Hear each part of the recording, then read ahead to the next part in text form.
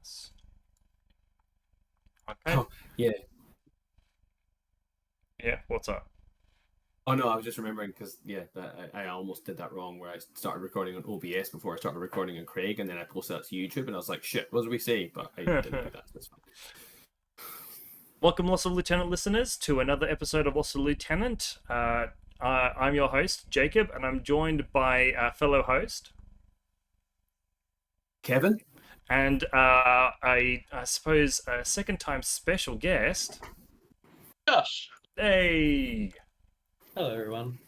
So Josh is Get used to joining being us second. because we needed a little bit more brain power for today's episode, which is, I think, one of our favorite ones. I think Kev would agree, is a list pimping episode. It's been a while.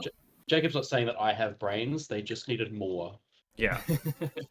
We have one brain between the three of us now. Yeah, we just literally needed like the processing power.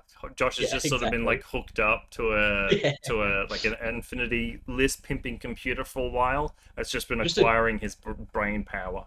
I'm just in a GPU in serial. That's all I am. Yeah. It reminded me actually we need to get that audio up and do an old Julian special. I'll be honest. I kind of was like, just don't mention it so that we don't have to hear the stupid freaking Pimp My List song. No, I just thought of it, so it's happening. I'm gonna be Julian tonight. Yeah. So normally we would cover news at this point, but we just did a spotlight episode with just you and just Josh and Kev, covering the end song releases. Yeah, that was fun. Yeah. So I listened to a little bit of what you guys did. I mean, for a spotlight, you guys definitely went through absolutely everything for almost 3 freaking hours. Well,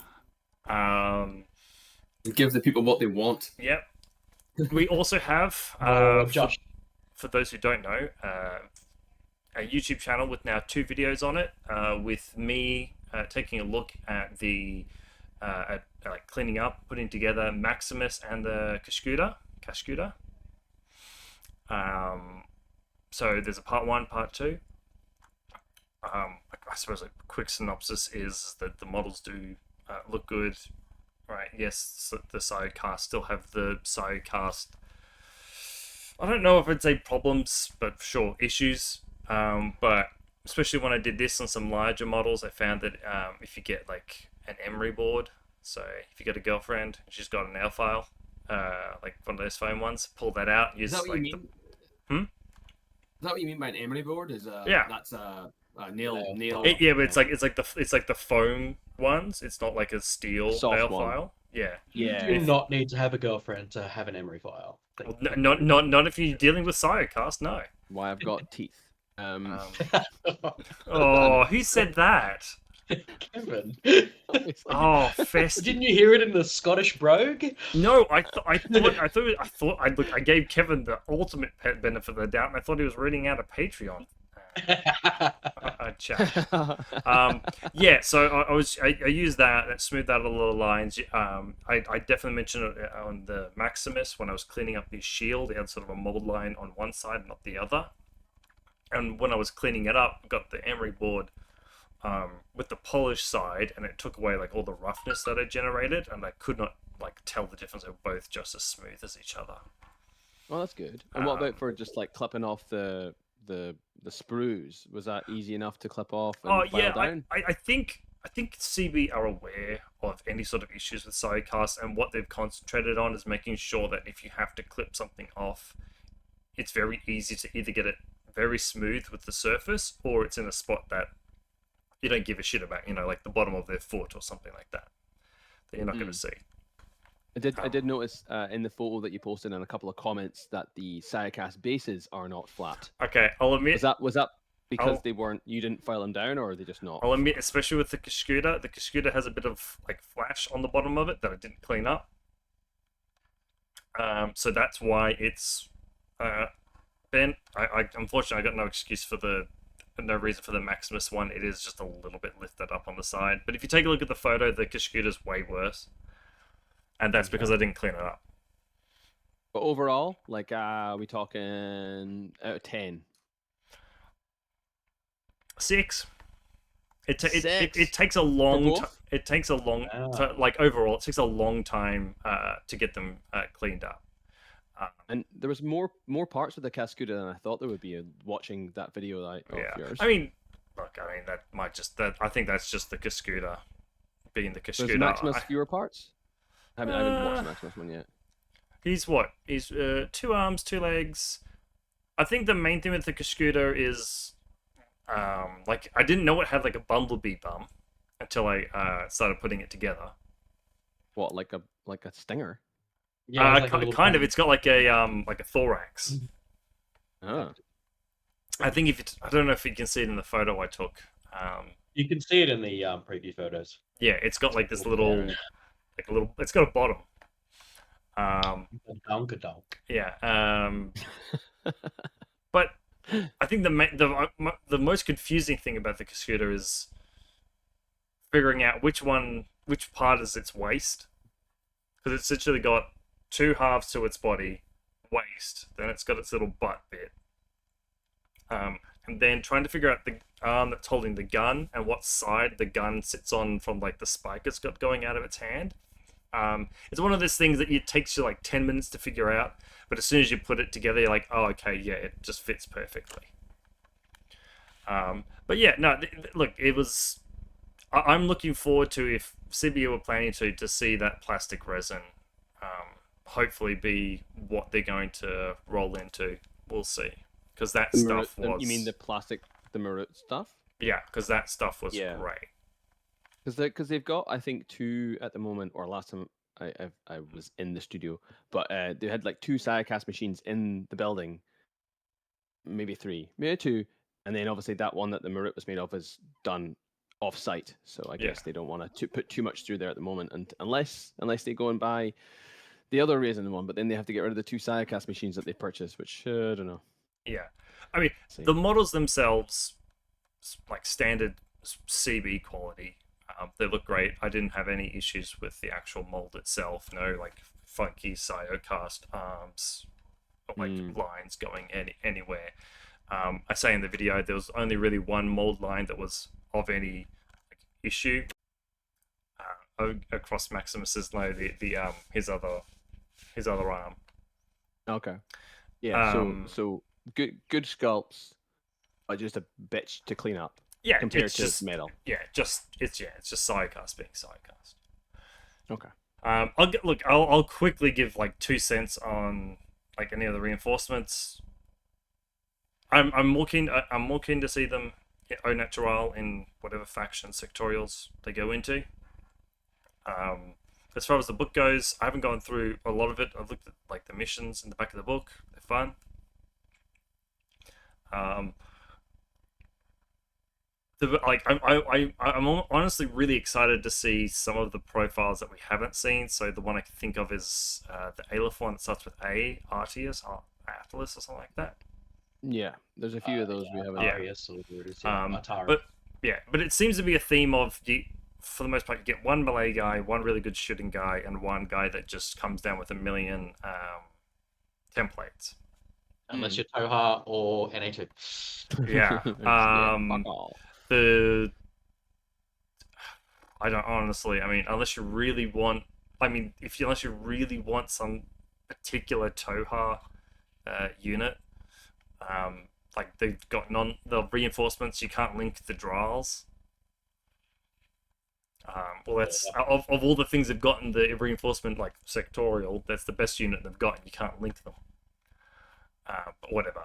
A lot of chain of command. Now, if I'm right in saying the reinforcement thing happens before you determine loss of lieutenant. Yeah, but chain of command triggers as soon as your LT goes into an alt state or is isolated. So CB will have to change the chain of command rule if they want that to happen the way that we think.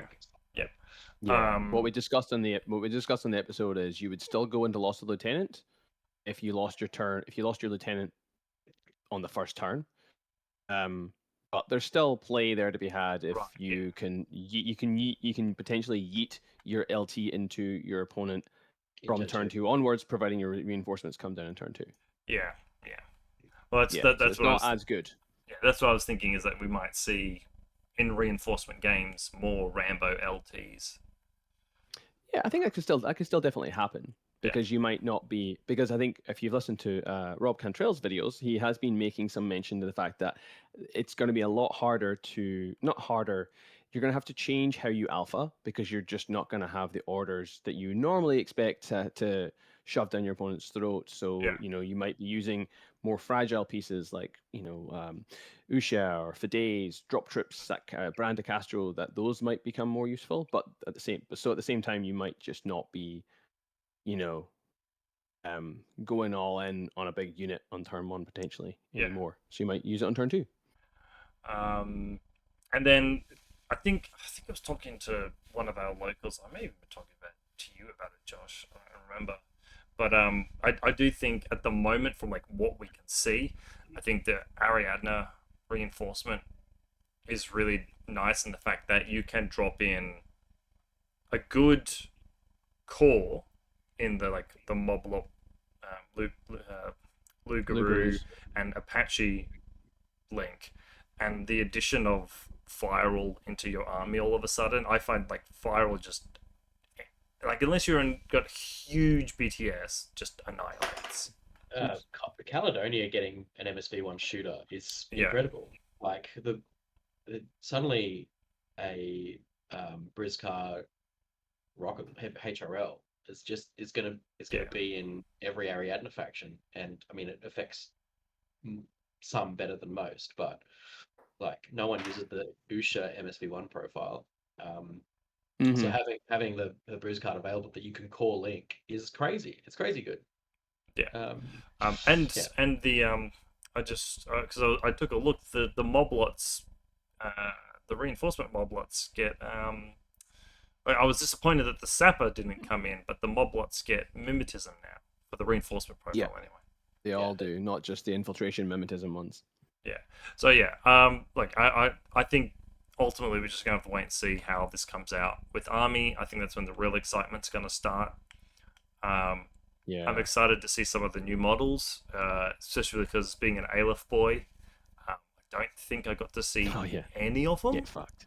I think that stuff is so good. I think I got like no, I didn't think. Did I get a picture? No, I didn't get anything. That was the 012 got a picture of their robot. Yeah. Oh no, sorry. No, the Eugene, the Koreans got a picture of their robot. The Dr. B got a dossier. Oh, I mean, we got pictures of models and stuff like that. I know that, but the ones I super care about, I didn't get to see, unfortunately. Yeah. Well, we will literally find out in just over a week's time when it. Well, sorry, no, a bit more, I guess. Yeah, because more like 9 days, right? Yeah, because I guess we're in the future, they're in the past. We have to wait for actually on the 3rd. Have to wait for everybody to catch up. Or else to catch up. But yeah, I was making a Starco list today after what we talked about, Josh, with the reinforcements, and yeah, it sucks. It sucks so hard. I tried to make a bunch of JSA lists. I played with I'm jumping into recent game of hobby, but I played with the new we might as well get into it now anyway. Yeah, recent games and hobby.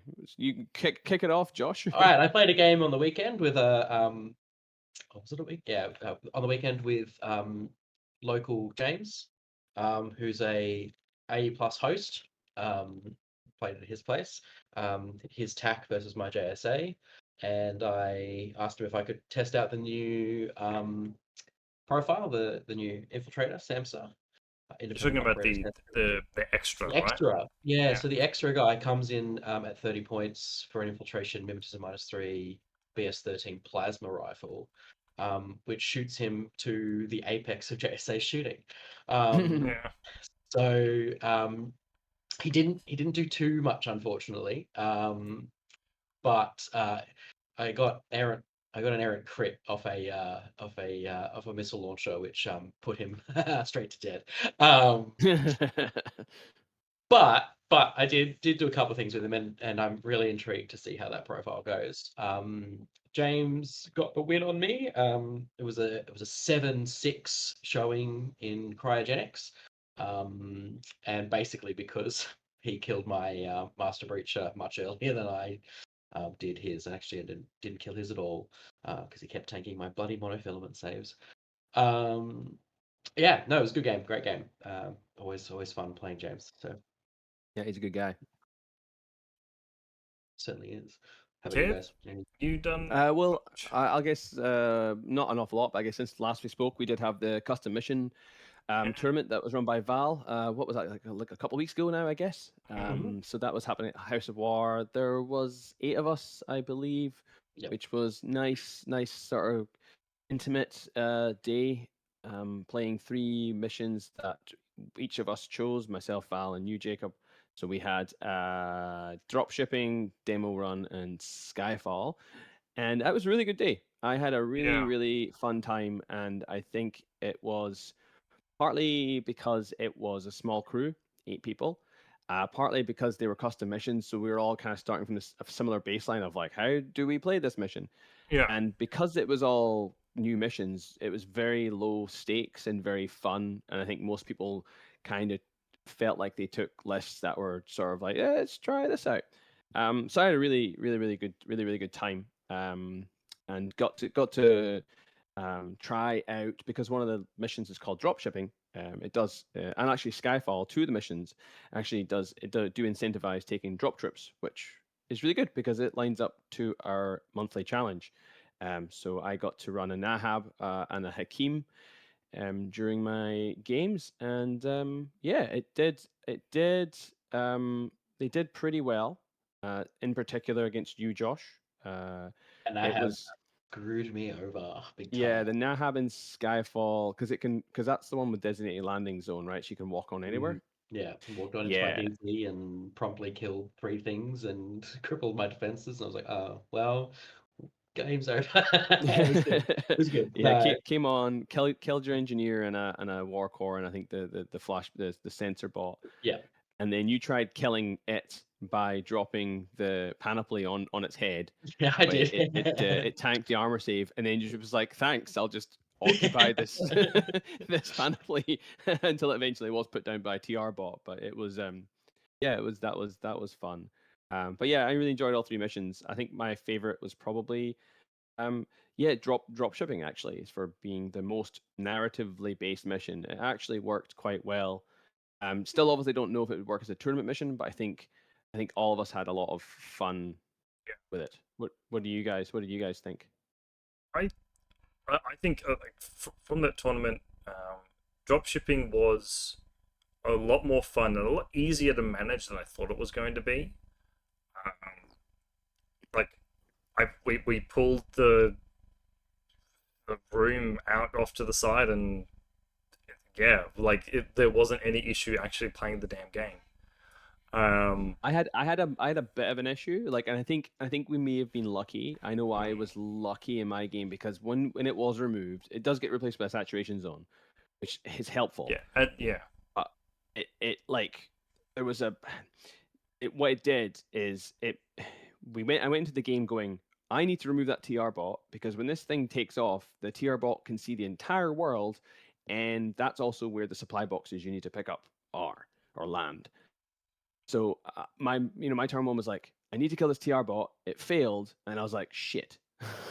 So then turn 2, I had to like kill the TR bot again, or tried it, and it succeeded, and that helped me win the game. But if I had failed again, then I don't know if I would have won that game. So I think that's maybe a little bit of an issue, maybe with yeah. the way the mission And plays. there are, I guess, issues with it with like JSA, for instance. If they don't manage to get in first turn, and their opponent does, I guess you lose. Yeah, I got in there first turn. Yeah. And, Have Everyone to. gets a Corsair though, so it is slightly Yeah. Anyway. mitigated. I didn't. Well, I didn't get I didn't get to play all the turns of demo run, but from what I saw, I think it's actually probably like the most ITS ready of the missions at the moment. I do like, and I think you mentioned before, Kev, when we were doing a review of these missions, I do like the way he handles not allowing you to put something that's infiltrating with the bomb. They just say it has Yes. to be in their DZ at the beginning of the game. Skyfall was good, but I think when we played it, it confirmed all of our suspicions in that the landing of the Panoply has to be more more regimented.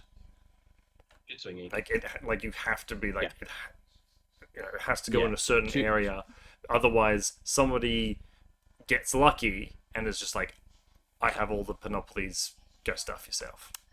Yeah, we played four games of it essentially, and I think all 8 players were like that felt like a spiral Skyfall because I think all 4 of the games somebody just like kept failing the face-to-face rolls on Yeah, dropping the panoplies down, and they're like, cool, there's just 4 of them now in my opponent's DZ. Now my entire game is to try and kill my opponent, and there's nothing else I can do about it. Yeah. I Yeah. I looked at it and it's that if you win a roll, you need a negative for the next roll to try and even it out. Anyway, Yeah, I think what you said, Jacob, when we were talking about, or yourself as well, Josh, was Yeah. that they just the 4 panoplies. One has to go in each of the quadrants, but you can choose where in the quadrant it goes, as long as it's not in the DZ, and that's it. Yeah. So that kind of spreads them around, and you can have them pretty much on the center line, to have as close as you if you win that one. But that kind of takes away that sort of feels bad of it going, Yeah.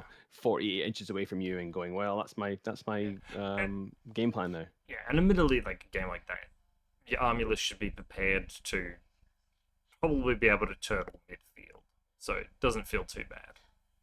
It just becomes uninteractive. Makes the game very Yeah. uninteractive. But yeah, I enjoyed that. And Josh, did you have anything you wanted to mention about that tournament?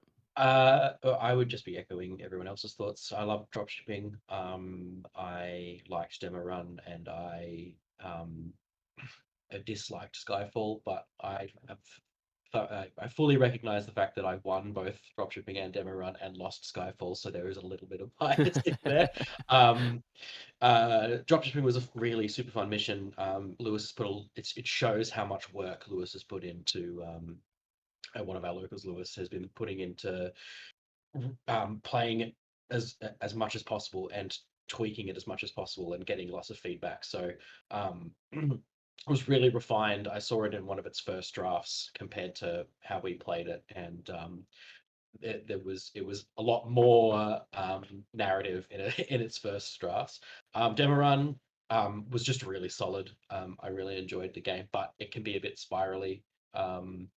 I There's managed a few to things we can change. There's a few yeah, rules we could change to it, I think. Yeah. I managed to really disable Tristan's chances by killing some big heavy hitters um, in his list quite early, Hmm. which hampered his chances of getting on the board. And Skyfall, um, yeah, I got nabbed. um, yeah. Well, you also failed 3 armor saves in a row from your Oh yeah, Oyoroi. That was unsuccessful. My Oyoroi did not do very well at that tournament. It got almost put down by a turret, and then Ho- fully put down by a Namua to the breaking combat. Oh, now I think about it, was that the first tournament you took the Oyoroi to after you'd finished painting it? I haven't finished painting it yet. But like you got the That's whole why. you got the whole But yes, it conversion is. and everything. Yes, Yeah, see yes. that's why it did so poorly. Yeah. It's a new model syndrome. Yeah, it is new model syndrome. Yeah, I haven't finished painting it yet. It needs a little bit of love, but I'm not taking it to BCB, so I need to do some more painting on what I'm actually taking to BCB. So Yeah. And I'll be remiss if I don't mention. Sorry, I'll be remiss if I don't mention that I did win that event. Just going back to, apparently I can only win weird and wacky events. But I'll take it. It was fun. I had the second game against Hugh, playing Demo Run. You're mentioning how it could spiral a little bit, and I noticed that as well because I think he was running OSS, and he put, I think, both of his bombs on his Harris, which was it was like an Asura Rudras Parvati, Pavati. and Parvati, yeah. And I kind of like went in and like just tried to alpha that Harris, and then when both boxes had been sort of dropped, he was like, well, now I've got to move my core link over to where the Harris used to be, and I've only got one specialist in that core.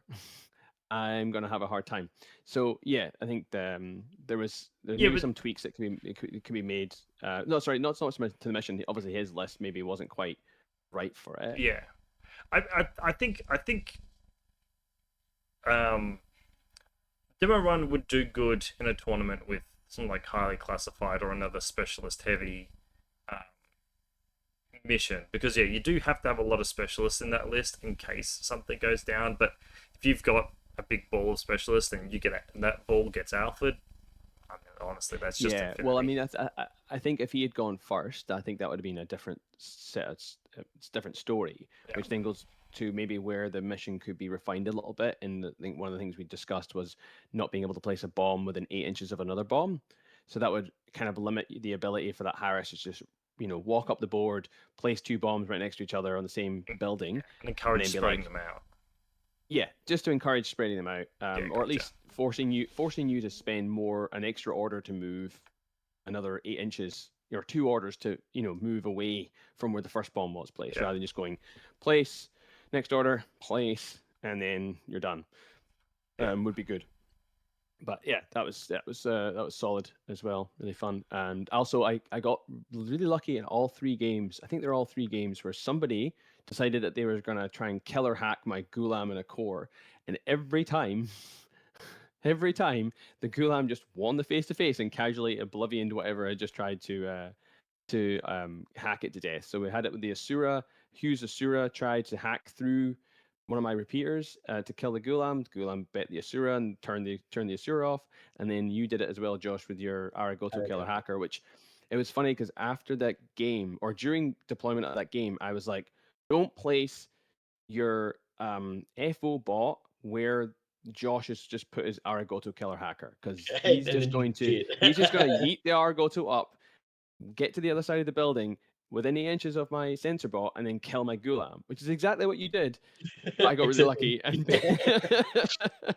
I rolled really well too. It was like you did. You did. yeah. It was like an 8, 9, or 10, and Yeah. I needed to beat that. I was just like, you just rolled yeah, 12 off. yeah. And you're like, fuck. Yeah. That's good. But anyway, Has there been, I guess, any other sort of game stuff we want to talk about, or should we move on to some of our announcements and diamonds, our main segment? I've got nothing else to say. Okay. Well, let's go into our challenge announcements, so reminders. So we've got our Q3 hobby challenge. Oh, sorry, no, that's not me. The July monthly challenge. The sky is falling. So this month, we want you to make your opponents scared of the skies in which their toy soldiers fight underneath, and focus on bringing troops that are the epitome of attack vector exploitation, drop troops. So this month we're looking for our listeners to build lists that focus on the use of troops with any sort of aerial deployment, so combat jump, parachutists. I think that's all that there is at the moment. We want you to let us know about how maybe that drop troop managed to punch this hole that you saw in your opponent's defense, or how 50 plus points of drop troops ended up in your DZ doing nothing the entire game. We want to hear people's experience with a troop that, as far as I'm concerned, I'm very much in two minds with them. Sometimes I love them, sometimes I hate them, and I can't decide which one it is. So as always, send in your reports to lostthe at gmail.com, and a random winner will be chosen to win a blister from Toy Soldiers Imports. Yay. And all right, Josh, do you want to take this one away? Your Virgin sure. challenge announcement? Yeah. The Q3 hobby challenge. We are trying to get it. You guys are trying to get everybody into the creative side of Infinity. It's such a rich and diverse background. Lots of source books from Ensong to all the RPG books. So it's a perfect time to create some new stories for the human sphere. Is there a unit or character in your army that has performed so heroically over the course of multiple games that deserve to have a story written about them? Shinobu. Or is there a piece of background you've read or heard about that's just crying out to be expanded? Well, now's your chance to express yourself through the written word. Please try to stick to a limit of no more than 2,000 words, because Kevin doesn't like reading. Alternatively, a 10-minute audio recording would also be welcome, because Val hates reading and loves listening to things. Send your submission to lossoflieutenant@gmail.com. I feel like that was a reference to his to voice messages, which is I feel like such a boomer when someone sends me a voice message, and I'm like, what is this? What have to listen to something? It's actually quite good. It's actually quite useful. Just with that challenge, at the very end of the quarter, we'll pick our favorites and we'll give them a bit of the old white noise treatment and have a read during an episode. Yeah, that'll be really fun. Actually, Yeah. I'd like to look forward. I haven't done an audio recording like that for a while, so I Well, might. what people might not know is Kev's a bit of an old hat at Infinity's narratives and has had, I think you said 2 or 3 read out on white noise. Two or three. I've written 2 stories for White Noise, and I've narrated 2 stories for White Noise. I think. They must. Back in the day. You must have been like, I have a Scottish accent. And they're just like, done. I think that's what Ben literally said to me. He was like, "I like your accent, Kev. Would you like to do a story?" And I was Yeah. like, "Sure." And you get the story, and that's all just like CHA stories, and you're like, all right. Yeah, I know. I've been typecast. Yeah, exactly. We like Josh and I just read out ones about NCA. Yeah. It's like fucking drop bears. G'day, cunts. Yeah, All right, it's coming about. it's just See, the Infinity I've got version my of Aussie citizenship Big now, Les, so I can. the Big Les show. Yeah, that's how I learned how to speak Australian. But I was just watching like the worst Aussie comedies on YouTube and TV. All right, let's get into upcoming events. So we have Stone Monkey, which is I think the second Stone Monkey that's happening up in Darwin, run by good man Sam. It is going to be on the 8th of July at 9 o'clock, which is a Saturday. $20 entry, ITS prizes, 2 missions, decapitation and an uplink center. All skill levels welcome. It'll be happening at Unit 28 Totem Road in Coconut Grove, and there will be a link in the show notes to the Facebook page, which is part of the Infinity Darwin community. So yeah, bunch of great guys up there. We've got Trent coming down for BCB, so looking forward to seeing him. He was hanging out in the Patreon chat, but he's left. But yeah, looking forward to seeing him. All right.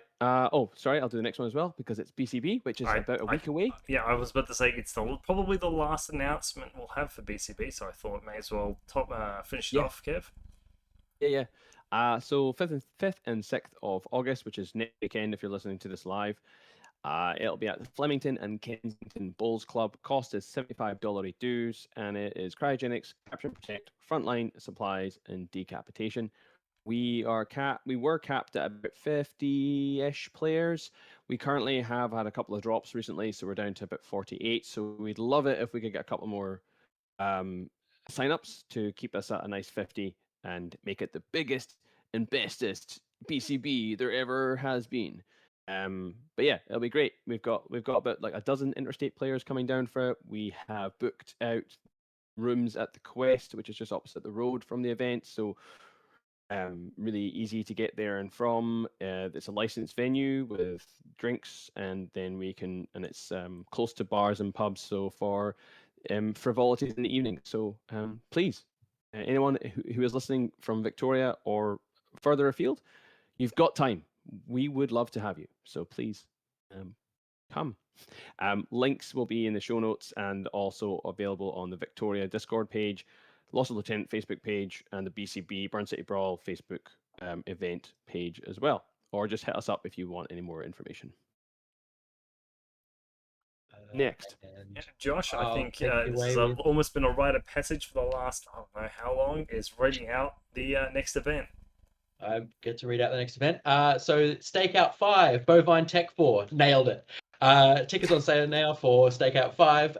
Bovine Tech 4 on September 2 and 3 in the beef capital of Australia, Rockhampton, Queensland. Missions subject to ITS 15 are round 1 capture and protect, then highly classified, biotech 4, frostbite, and decapitation. Ooh, got some bangers in there. Yeah, it's a Captain, good tournament.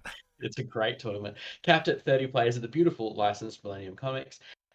Infinity Bingo and the usual social dinner will be back again, and we have a link to the OTM in the show notes. Yay. Actually, on that, sign up on OTM for BCB as well. I hate having to chase you bloody players. You never do. So do it. Yeah. Do it, please. I'm not gonna do it on spite now. It's- I'll seek Nick and Peter on you. You won't like that. Pete's really close. He can I'm within punching distance of Pete. Wow, he's got some long arms. Okay, I think we'll take a break and we'll come back for Yeah. our main section. Okay. You know who's got some long arms? Welcome back, Lost of Lieutenant listeners. We're back from our break and we're ready to do some list pimping. Oh shit. hang on. Kev, you'll do the honors.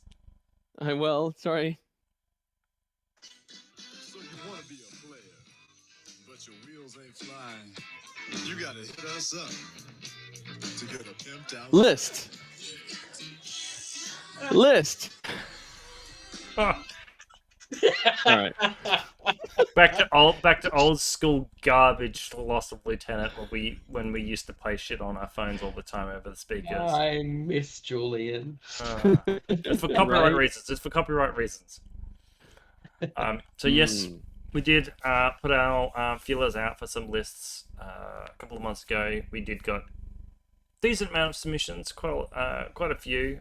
So today we'll be tackling 6 or 7 of these lists. We've each taken one or two or three are under our wings. So I say we just get started. So the first one is one that I've pimped out from one of our listeners, Sam, up in Darwin. He's coming down for BCB. Be good to see him again. And he's paying 012. So I'll read it out and then we'll open up the stream so our Patreon viewers can and people watching on YouTube can see the links. The two. But he's put a list together. The first one is for Decap and Frontline, where he's got Cuverio, which is the character drop troop. He's taken as a bit of a vanity pick, with realizing that Crusher could potentially do a bit more as well. Most of the list is powered by the Roadbot, which is the new 12 piece, as sort of Alpha Strike plunging fire piece. And he says that unfortunately he can't quite get guided in, which I do find that 012 does sort of that hacking net really well, especially with the Cirrus teams, because those big old weird looking doggos have repeaters on them. So I'll open up the stream so we can take a look Read the list. at the lists, so I don't have to sit here and explain every little bit of it. Yeah, but I mean, Right. for the benefit of our non-YouTube listeners, we'll just go through. We'll just go through Oh, yeah, everything for that's on sure. the list. Right, so in this list, in Group 1, we have Cuervo.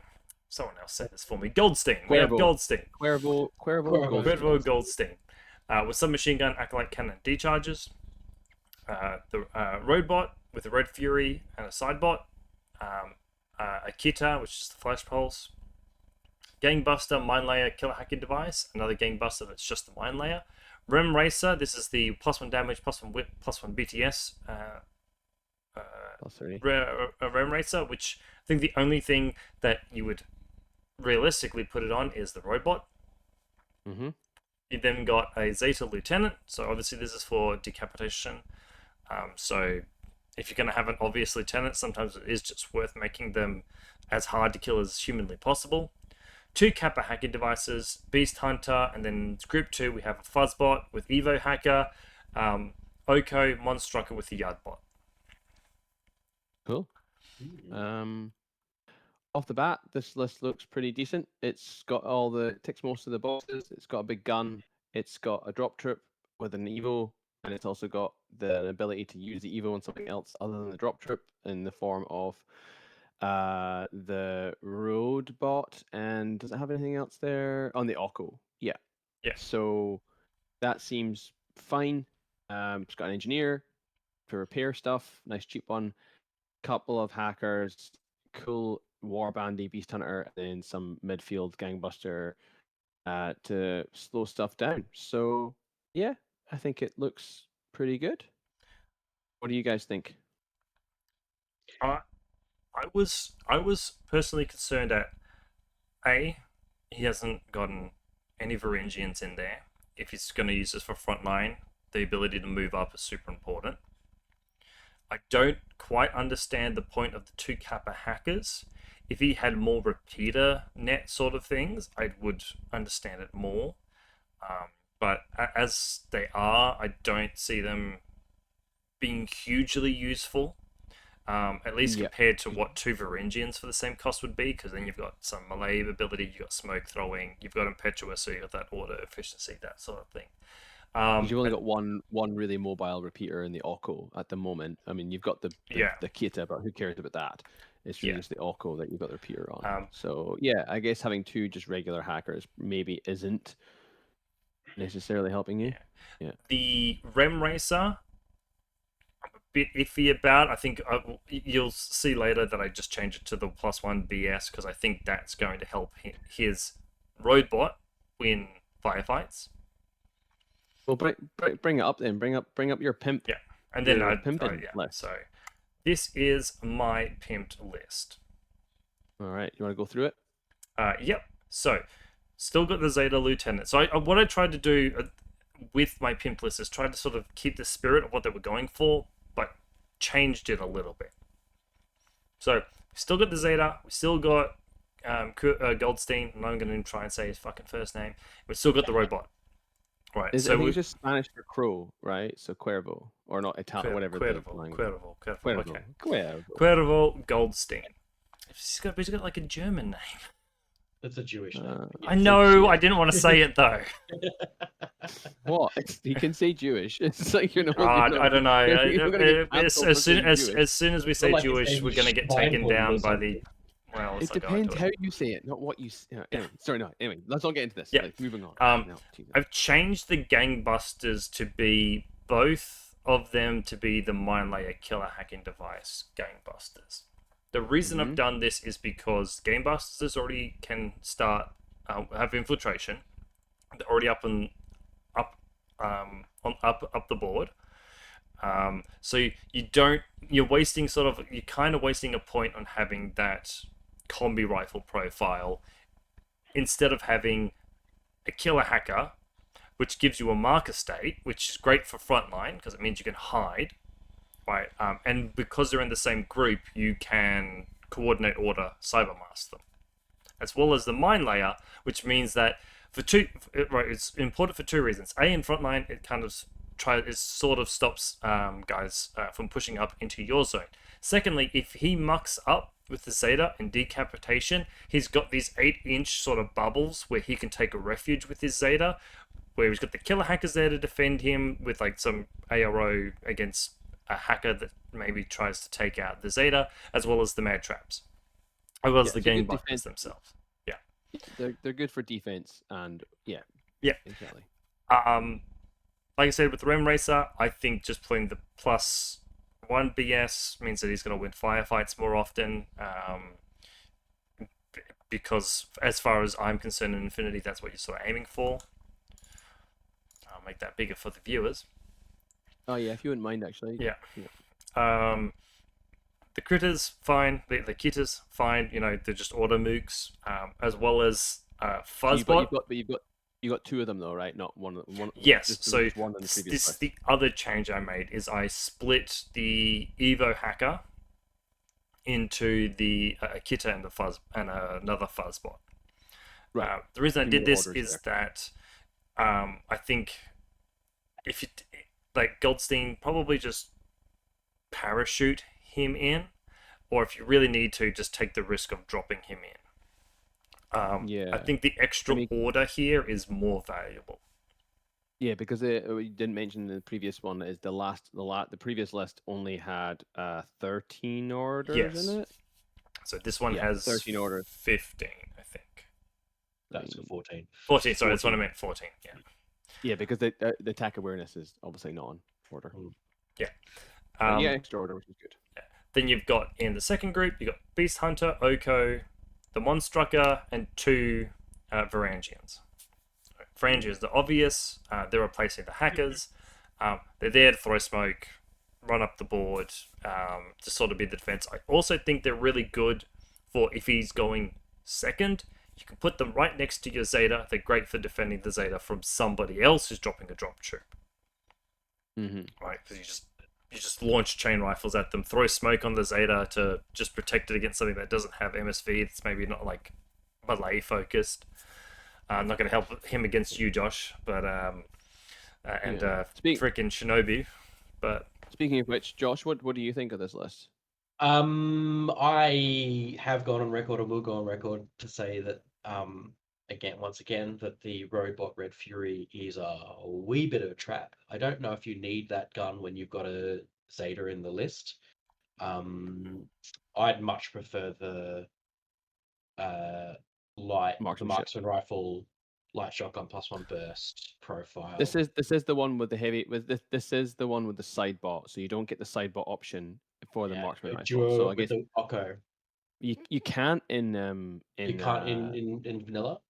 No, vanilla's got terrible duels. Shit, man. Look, I don't. Even still, like, I don't know if the sidebot's offering you that much. Yeah. I think you could get much more out of the 7 points that you'd gain from dropping it. Marksman rifle instead. The dropping it to the marksman rifle, the light shotgun +1 burst makes it infinitely more deadly in decap. But yeah, I think like it's. I would tend to agree. I think the this list is. No, sorry. Yeah, you carry. No, you carry on. You carry on with the rest of your thoughts. Sorry. Sure. The Rem Ripper +1 BS, right? I actually really like the Rem driver +1 damage +1 whip +3 BTS on the Oko, over the roadbot.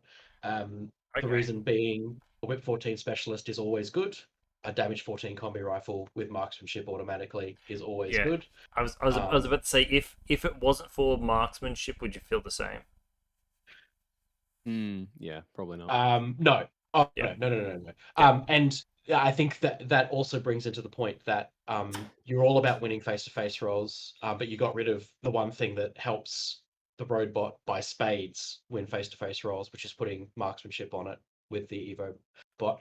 So I think what I would probably do is move one of the in that case, because I can't believe Well, I can't believe I didn't see that. Probably the Evo bot's actually for that reason. But bear in mind though, the robots do not have repeaters, so getting a marksmanship on it, you have to do it early, or you have to move up the Oko in tandem. And because you can't duo them in Vanilla 12, then it makes it a bit harder. Yeah, you true. also can't. I mean, you could coordinate them, but you can't do that when you're outside. But so in that case, what you can do is drop the Red Fury down to the shotgun. That saves you 7 points. That 7 points can be automatically put into the fuzzbot that I added to re-put that Evo hacker back in. Yeah, probably could. Yeah. And the good thing with having the 2 kitters in there is if you find yourself wanting to hold the roadbot back for whatever reason, you can put one kitter on one side, one kitter on the other side, and your roadbot can go near either of them. The other thing as well that I like on the Fuzzbot Evo Hacker is the fact that it's got baggage, and you've got Mad Traps, Mines, Panzerfausts, and Drop Bears in this list, and Acrolite Canones in this list that would all benefit from having that baggage there, just to re-up some stuff if you've got a spare order. The regular one has baggage though anyway. The 8.1 still has baggage. Oh, the 8.1's in there? Perfect. Yeah. I mean, it's more points. I think I agree like I can't believe I didn't think of it is if we Yeah, do a quick online there. that. Online pimping. and upgraded the fuzzbot to the Evo hacker and quote unquote downgraded the roadbot to the marksman rifle. I don't know Yeah. how you do this unsorted army stuff. I Jamie. know. You're freaking me out, man. Oh, it's like because on my phone it's very sorted. Or just go to options across to the right Well, I'm side not gonna and do change it right this freaking now. Everyone's just gonna have to have their Nah, it's aneurysms fine, watching it's me. fine. Yeah. Yeah, this Um, I do like. I'm always a bit wary when you're so low on SWC. Ugh. Yes, Yes. I was noticing that as well. My opinions are I feel like you can just drop that Rem Racer and take put the Kappa hacker back in, so at least you've got some hacking presence. Well, you've got the and- killer hackers. Yeah, Yeah, but you they're don't- not hacker. They're not hackers. They're killer hackers. They Yeah, sure. do a different thing. The reason why I think I know Sam likes taking the regular non-hacker gangbuster, and I sympathize. Why? Because gangbusters, if you go second and they're killer hackers, can just get killer hacked because they're not in a marker state. They're in the midfield. I infiltrate. Obviously there's a mad trap there. You have to get rid of that first, but they're not that hard to get rid of, and then you lose a specialist in the midfield. Yeah. Whereas the non-one, you can't. And also, it's an MSV1 mimetism combi rifle. It suddenly becomes a useful not attacking piece, but a useful active piece. Yeah, I agree. But I think it's a balance. It depends what you want. Whether or not you want a specialist, because you're playing frontline, which I guess you need some, but not that many. And TCAP, you don't need any, so you could also just have one killer hacker, but I see reasons for taking both. Absolutely. And I agree with all of that. It's worth noting you as well you could move like point. The good thing I've noticed about O12, which sometimes when you like particular armies you don't have that option, is a lot of their profiles are off each other by like 1 point. So it's easy to go down by a point and then up by a point here and there. Yeah. Whereas other armies, like everything's off by 2, and you just can't do anything. Yeah. No, I think for me, I would probably just I mean, you can keep the Rem Racer if you want. I would probably have a hacker in there. But you're right. Then you're only at 3 SWC, and I am like, where is the rest of the SWC? This list also could do with a TR bot, but I don't know where I find the points for it. I you'd have to think drop one of the gangbusters. Perhaps it's all about like the fact that Cuervo's in there instead of a crusher as well. I think yeah. I did keep in this as it was his vanity Zeta pick. I think Cuervo, if you wanted to start really like mucking around with this list, Cuervo has to go, and you have to put something else. The Delta. A Delta would free up potentially 10 points there, which would give you enough for something else. And then you can drop the Rem Racer and have a TR bot, for example. But cool. I mean, hell, that's the nature of a vanilla list. So we're going to Sam's second list. Oh shit! Yeah, he's got 2 lists. All right, forgot about that. I was like, oh yeah, we've got heaps of time. Yeah. There you go. Now you know why we're under some sort of crunch. So this one is for cryogenics and supplies. It has Casanova in it, as well as a couple of other things. Can you just go through the whole list, please? Yeah. So it starts with an Omega, an Alpha Lieutenant with +1 command token. I don't know if there is. What's the Omega HMG? Sorry, Omega HMG. I've lost the stream. It's back now. Don't worry. A Link's specialist operative with plasma carbine, Gangbuster again with mine layer killer hacker, Gangbuster just mine layer, a robot paramedic, Beast Hunter, Casanova, Dakini paramedic, Akita. Does Casanova have any other profiles? Okay, so Casanova with forward deployment and mine layer, submachine gun, banana pulse +1 burst. With EM mines, which is nice. And then in the second group, you've got the Peeler which is the TR bot. You've got a Raven Eye with submachine gun, Emerat Flash Pulse, EM mines, Monstrucker with Yad bot, and a motorized bounty hunter. with the SMG. Cool. Yes, with SMG. Off the cuff there. Definitely seen some cool profiles. I like the inclusion of Casanova in there. Is he a specialist? Yes, Did he you click on his is. profile? He is. Okay, Specialist so this is operative. for cryogenics and supplies. So, Yeah. yep. What's he said in this list? He said the second list is Casanova as the Master Breacher. And he starts in the zone and his mines and mine layer, and then the plasma links bangs.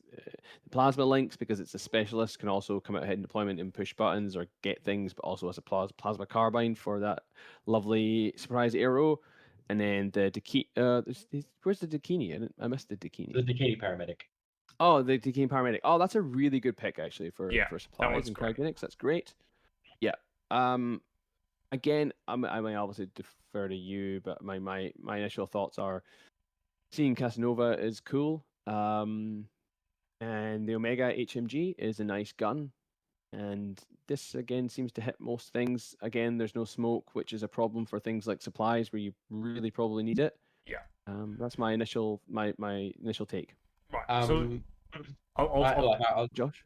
do you want Oh, yeah, to? sorry, Josh. I'll add my takes, and then we'll go with your pimp list, if that's all right, Jacob. Yeah. I think the first thing I said when the BCB mission lineup came out is that a robot paramedic is going to win this mission, win this tournament. And it's right there. Mm-hmm. It's the center point of the Mhm. list. It smashes supplies. It smashes cryogenics. It is possibly one of the it's just such a good profile. That robot paramedic is integral. I think winning these lists, these tournament, these games is O12. I want to take a sneaky look at my list because I think I'm You dropped in it. trouble. Oh You changed no! You changed it to the lawkeeper specialist operative, which I'm really angry you know about. what I don't know. I don't remember what I did. I can't remember. I knew I was playing around with it. All right, hold on. Am I gonna get executed? Yep. Oh, I Yes, did. you are. I What did. did you replace? Okay, right. So Dude, let's it's a see law- what you lawkeeper. pimped it. What did you? Oh, you did. All right, did. you dog. All right. Well, first of all, just get rid of that. Yeah. Okay. Hold on, but I think I did this with the caveat of this particular profile is more expensive than the robot. So if you wanted to swap back to the paramedic, right, you can very easily do that. You Well, want to just I'll go through what the your list. pimp list is, and then we can Yeah. make the changes again. So I've kept the Alpha Lieutenant, the Omega HMG, as well as the Link Specialist Operative. I've changed that Gangbuster Mine Layer Combi Rifle to the Mine Layer Killer Hacker. I have, in this particular version, changed it to the Lawkeeper Red Fury. the road bot from the paramedic to the Red Fury. Yep. The kitter is still the same. I have, if I go back, because I've removed the road bot, I've removed the Monstrucker Oh yeah. because there's no real need for the engineer. So still in the same number of orders. So what did you add back So in? this then? is Another now Varangian? 14, and this is 13. 14. So is that a? Oh no, yeah, you're right. Yeah, sorry, that's it. Yeah, that's not a take awareness order. And then I've added in a bunch of Varangians again for some. What did you drop? What did you drop instead for the Varangians then? I got rid of. I Oh, got rid of the Monstrucker, Raven Eye. I got rid of the Yep. Monstrucker. Yeah. The Raven Eye, other than I guess the mine layer to put down EM mines, I don't see a huge amount of point in the Raven Eye in this particular list. I don't see him doing anything, especially because he's 12 points.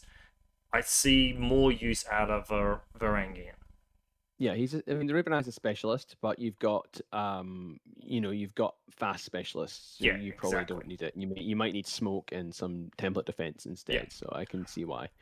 Again, Yep. I've taken out the Monstrucker and his Yudbot because I've removed the Lawkeeper. However, again, that goes with the caveat of if you want to put the Can you robot. just do that now and see what happens? You can easily do it. So there. Where is he? It's all the way down here. At the bottom. Yeah. Yeah. Is Put it the paramedic this back in one? there. And then all you That'll do do. is you just get rid of one Varangian and put in the Monstrucker, which I'm going to give everyone an aneurysm because I have no idea where he is. What does he look like? A God. cog? Anyone watching along on the stream here is just gonna be like, There he where the is. there it is, above the Arman.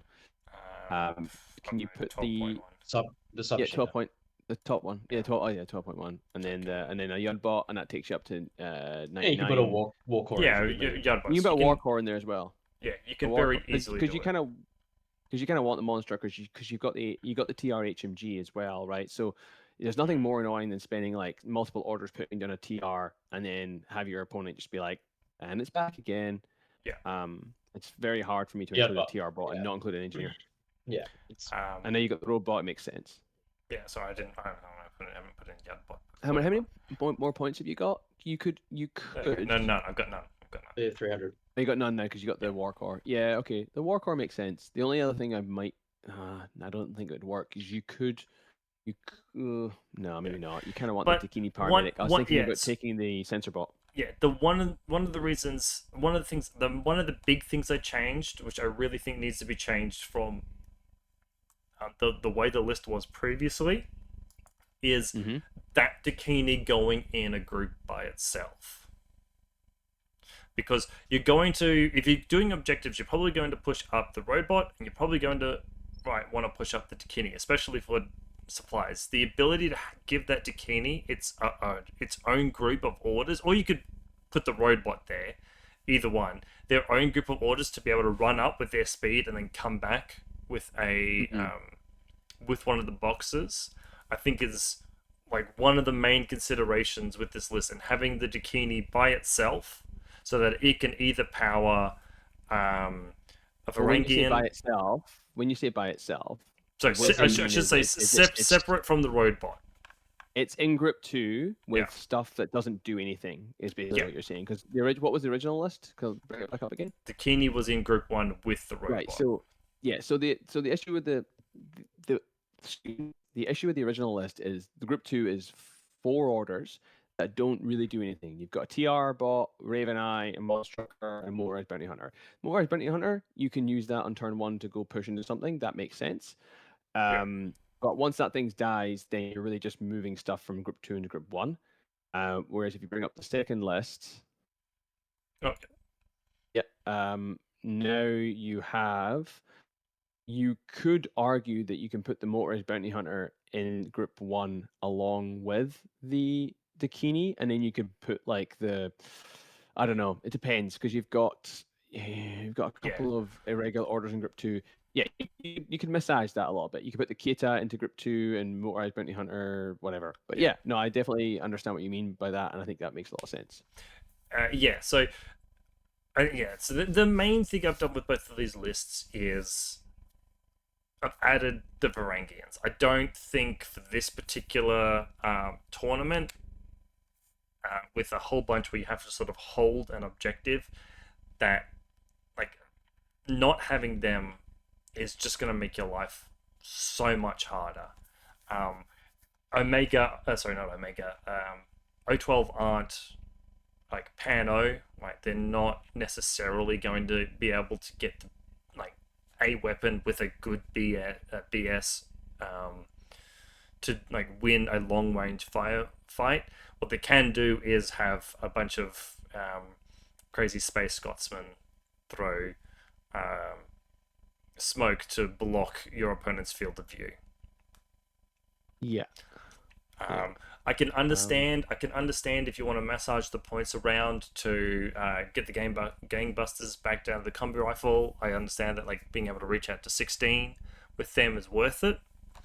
It's just sort of like the idea of being able to put, especially for frontline, as much of these things into a sort of state as possible. Yeah. Again, I think the biggest massaging of these lists probably is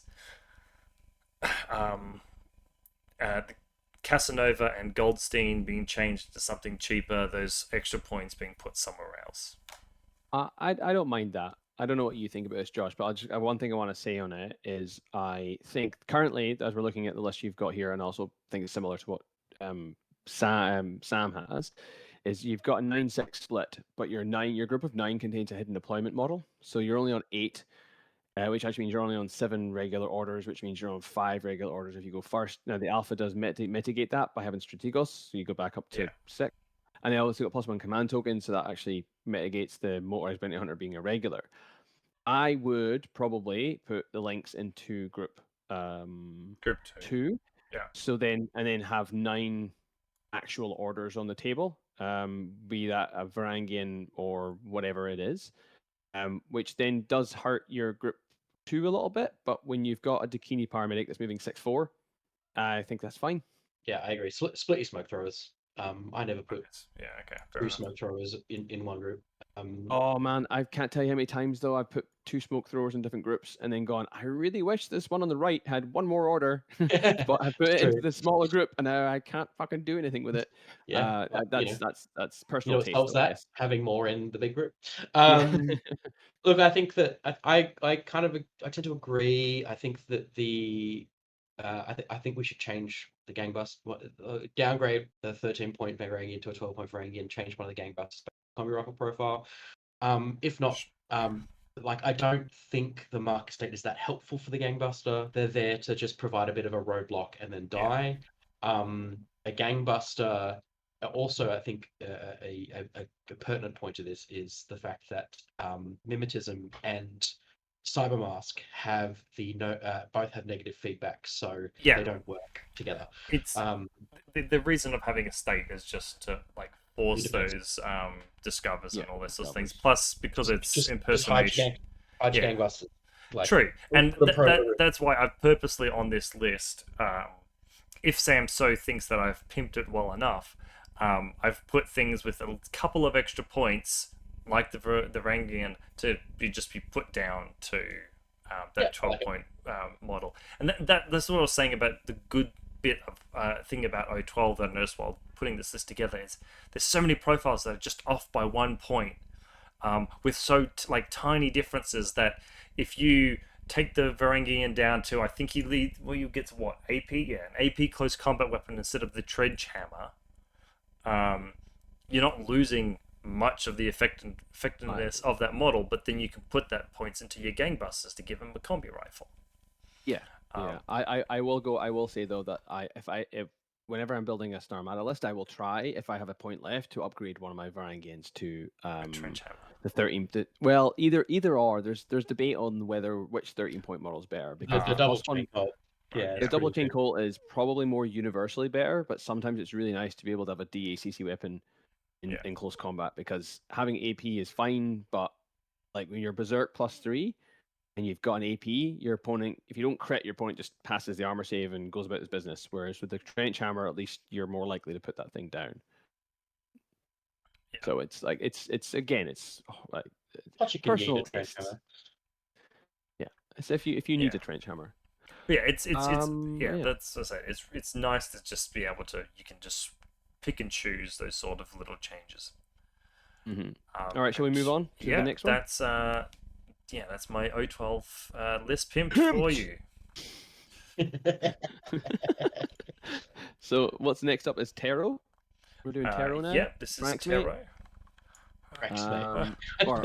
Sorry, all of our mates. Sorry, I just know that Frank's in the chat, so I figured I'd mention it. Frank's mate. Poor Taro. Frank's mate. No one else's mate, just Frank's mate. So while he's getting up, he's got it up on the screen. So Taro is playing Invincible Army, and what he said, this is my damn it, I'm going to run some HI and Invincibles. Yeah, I was about to say, he sent us his fuck it list. Yeah, which will probably be his last outing with Invincibles for a while. He has said he's only given us one list because the other list is more sensible and boring, and therefore doesn't need to get pimped. Once Jacob figures out what's going on with his screen, I'll help him out. I know exactly what I'm doing. Thank you very much. There we go. All right, okay. So his unpimped list is it's a Shang-Chi HMG, a Zhu Yong paramedic, and a hideout killer hacker. Then we also have Bishi, another Shang-Chi with HRL, and a Zhanshi and a Zhanshi hacker. So the way that I look at this is it's the Harris of a Shang-Chi Zhu Yong hideout, and then a sort of core of Bishi, Shang-Chi, and two Zhanshis. Then we have a Yuan Ho Neurosynetics +1 burst missile launcher, a Wei Bing, which is the sensor bot, and a flash pulse bot. And then in group 2, he has a +1 order Lieutenant Dao Ying with boarding shotgun, just the regular 22-point version. So, what do we think of this list, gentlemen?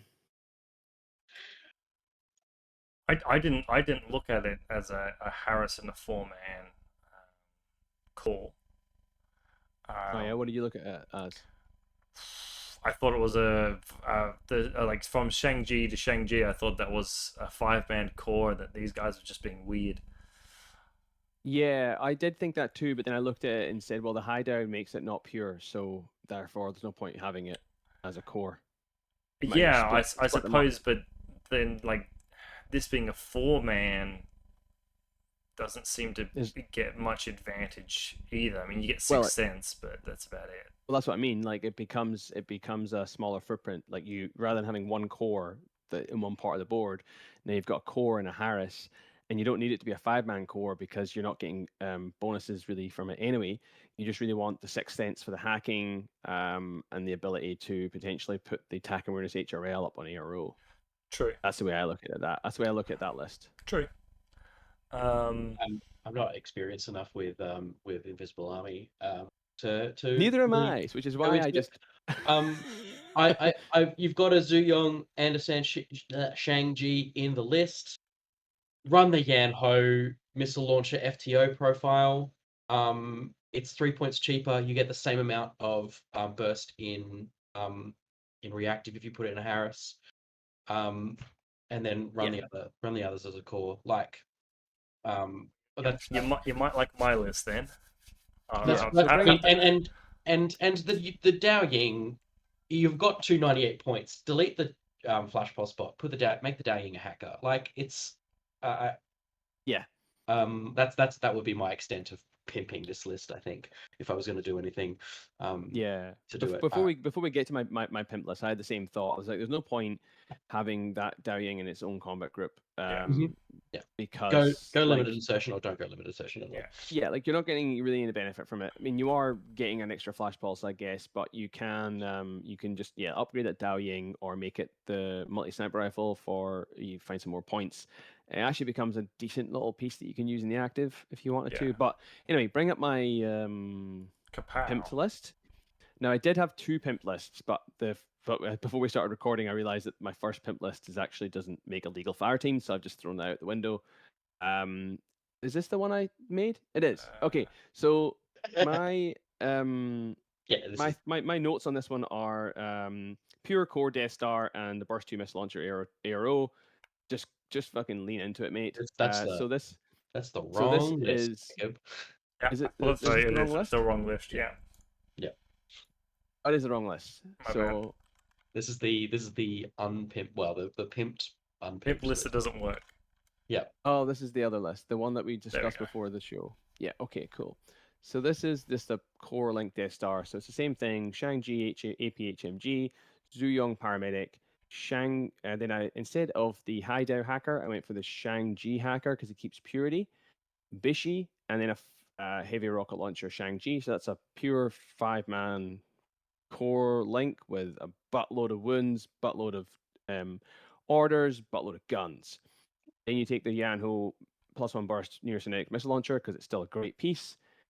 Then you back it up with a doctor with a Yao Zhao, so you can actually at least bring that motherfucker back up if he does go down. You keep the +1 Lieutenant Dao Ying because you've got Bishi, who's an NCO, so that gives you an extra 2 orders.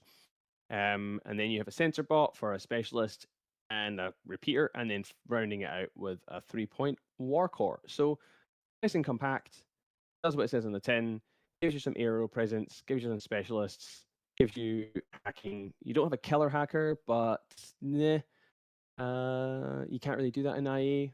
So yeah, this is my attempt at a pimpin'. What do you guys think? I like it. I think this is IA doing what IA wants to do. I think that if you're going to go this hard into this, oh, it's already got a firewall. Never mind. Don't worry about it. You can't put a you can put can you put fairy dust over the top of a firewall? It doesn't No. make a difference. No, because fairy dust is a firewall, right? Then yeah, having the waving in there is great. Yeah, I like this list. Yeah, and it's just a teeny bit better. So that's like 10, so that's 9, so that's 12, that's 14 orders effectively. Gives 2 attack awareness and 2 lieutenant orders. Yep. Yeah. And So I loads see of that wounds. as, and yeah, loads of wounds. Now, like, it's not my flavor because I don't like having that many points in one position. But yeah, the Yan Ho is a really cool piece, and then you got a doctor next to it to get it back up. I think that just makes it Yeah. a nightmare of a piece to take out. Um, Yeah. So I also had to try this one, although ours are honestly very similar. Yeah, bring it up. Let's see let's see what you got. I think it might be similar to one of my first iterations that I decided to move away from. Wait, have I? This, No, this is Kevin's list again. Fuck me! I swear I had the right one up. Hold on. Great No, job. I must have failed to press 2 buttons at once. Control C and Control B. Oh, really? Just Okay. Control Bam. C, Control C. All right, Here we so go. there we go. God, 296 points. That makes me fucking physically ill. Yeah, put a war core in there. What the fuck are you doing? Its own group, Kevin. You can't put a war Yeah, core in. exactly. You can't do that. Grip 2 war core. That's like creme de creme. That's Yeah. that. So I've just gone to try and make sure you've got as many orders as possible. So kept the Shang Jesus in the form of the APHMG. Got the Shang-Chi Hacker. Zuyong Paramedic is still the same. I wanted to try and keep that tactical awareness. And so I have the Zuyong tactical awareness. With the firewall, with another firewall, just to firewall your firewall. I mean, I've run this with the characters and had like 3 firewalls on top of each other. Isn't that meme from Pimp My Ride? Yo, dog. Yeah, it is. Oh yeah, Yeah, it is actually No from. doubt.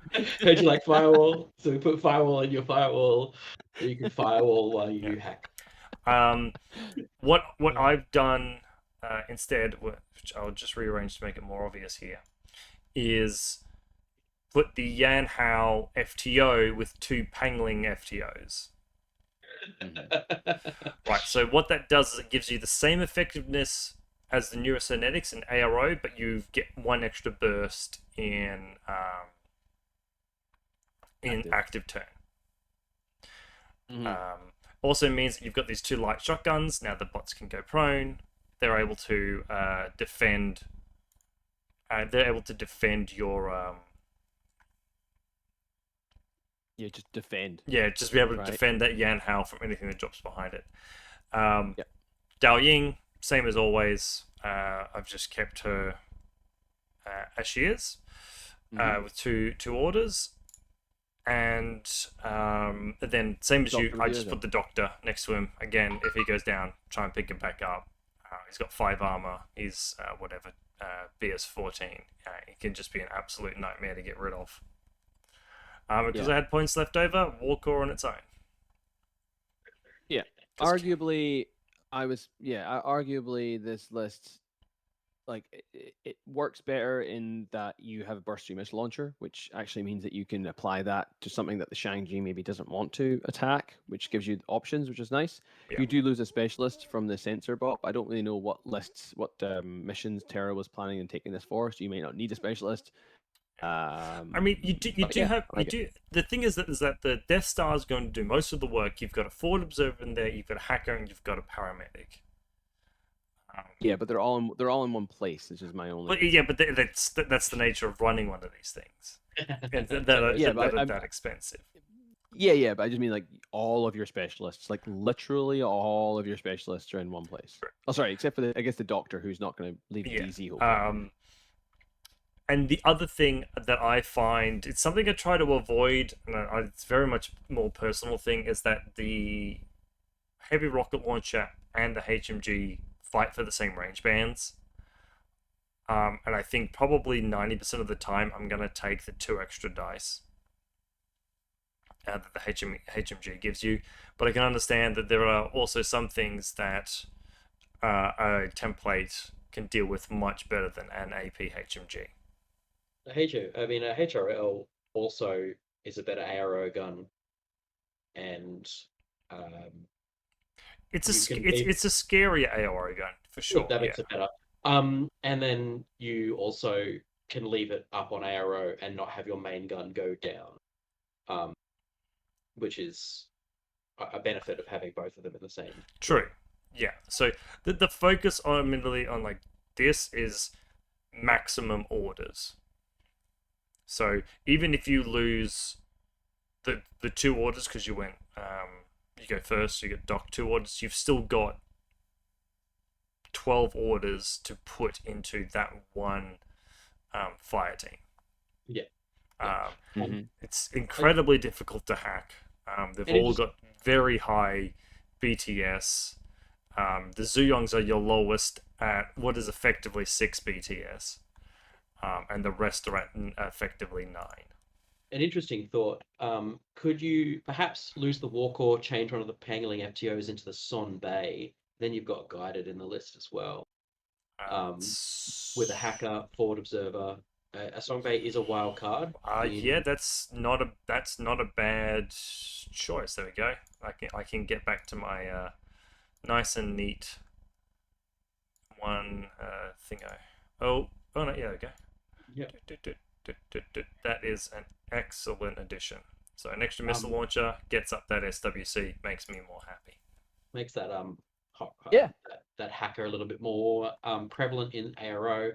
Also, Bishi can zap a forward observe if she's out of range for a flash. Well, if she's out of range for a multi rifle, you can choose between flash I've found that Bixi is an incredible piece.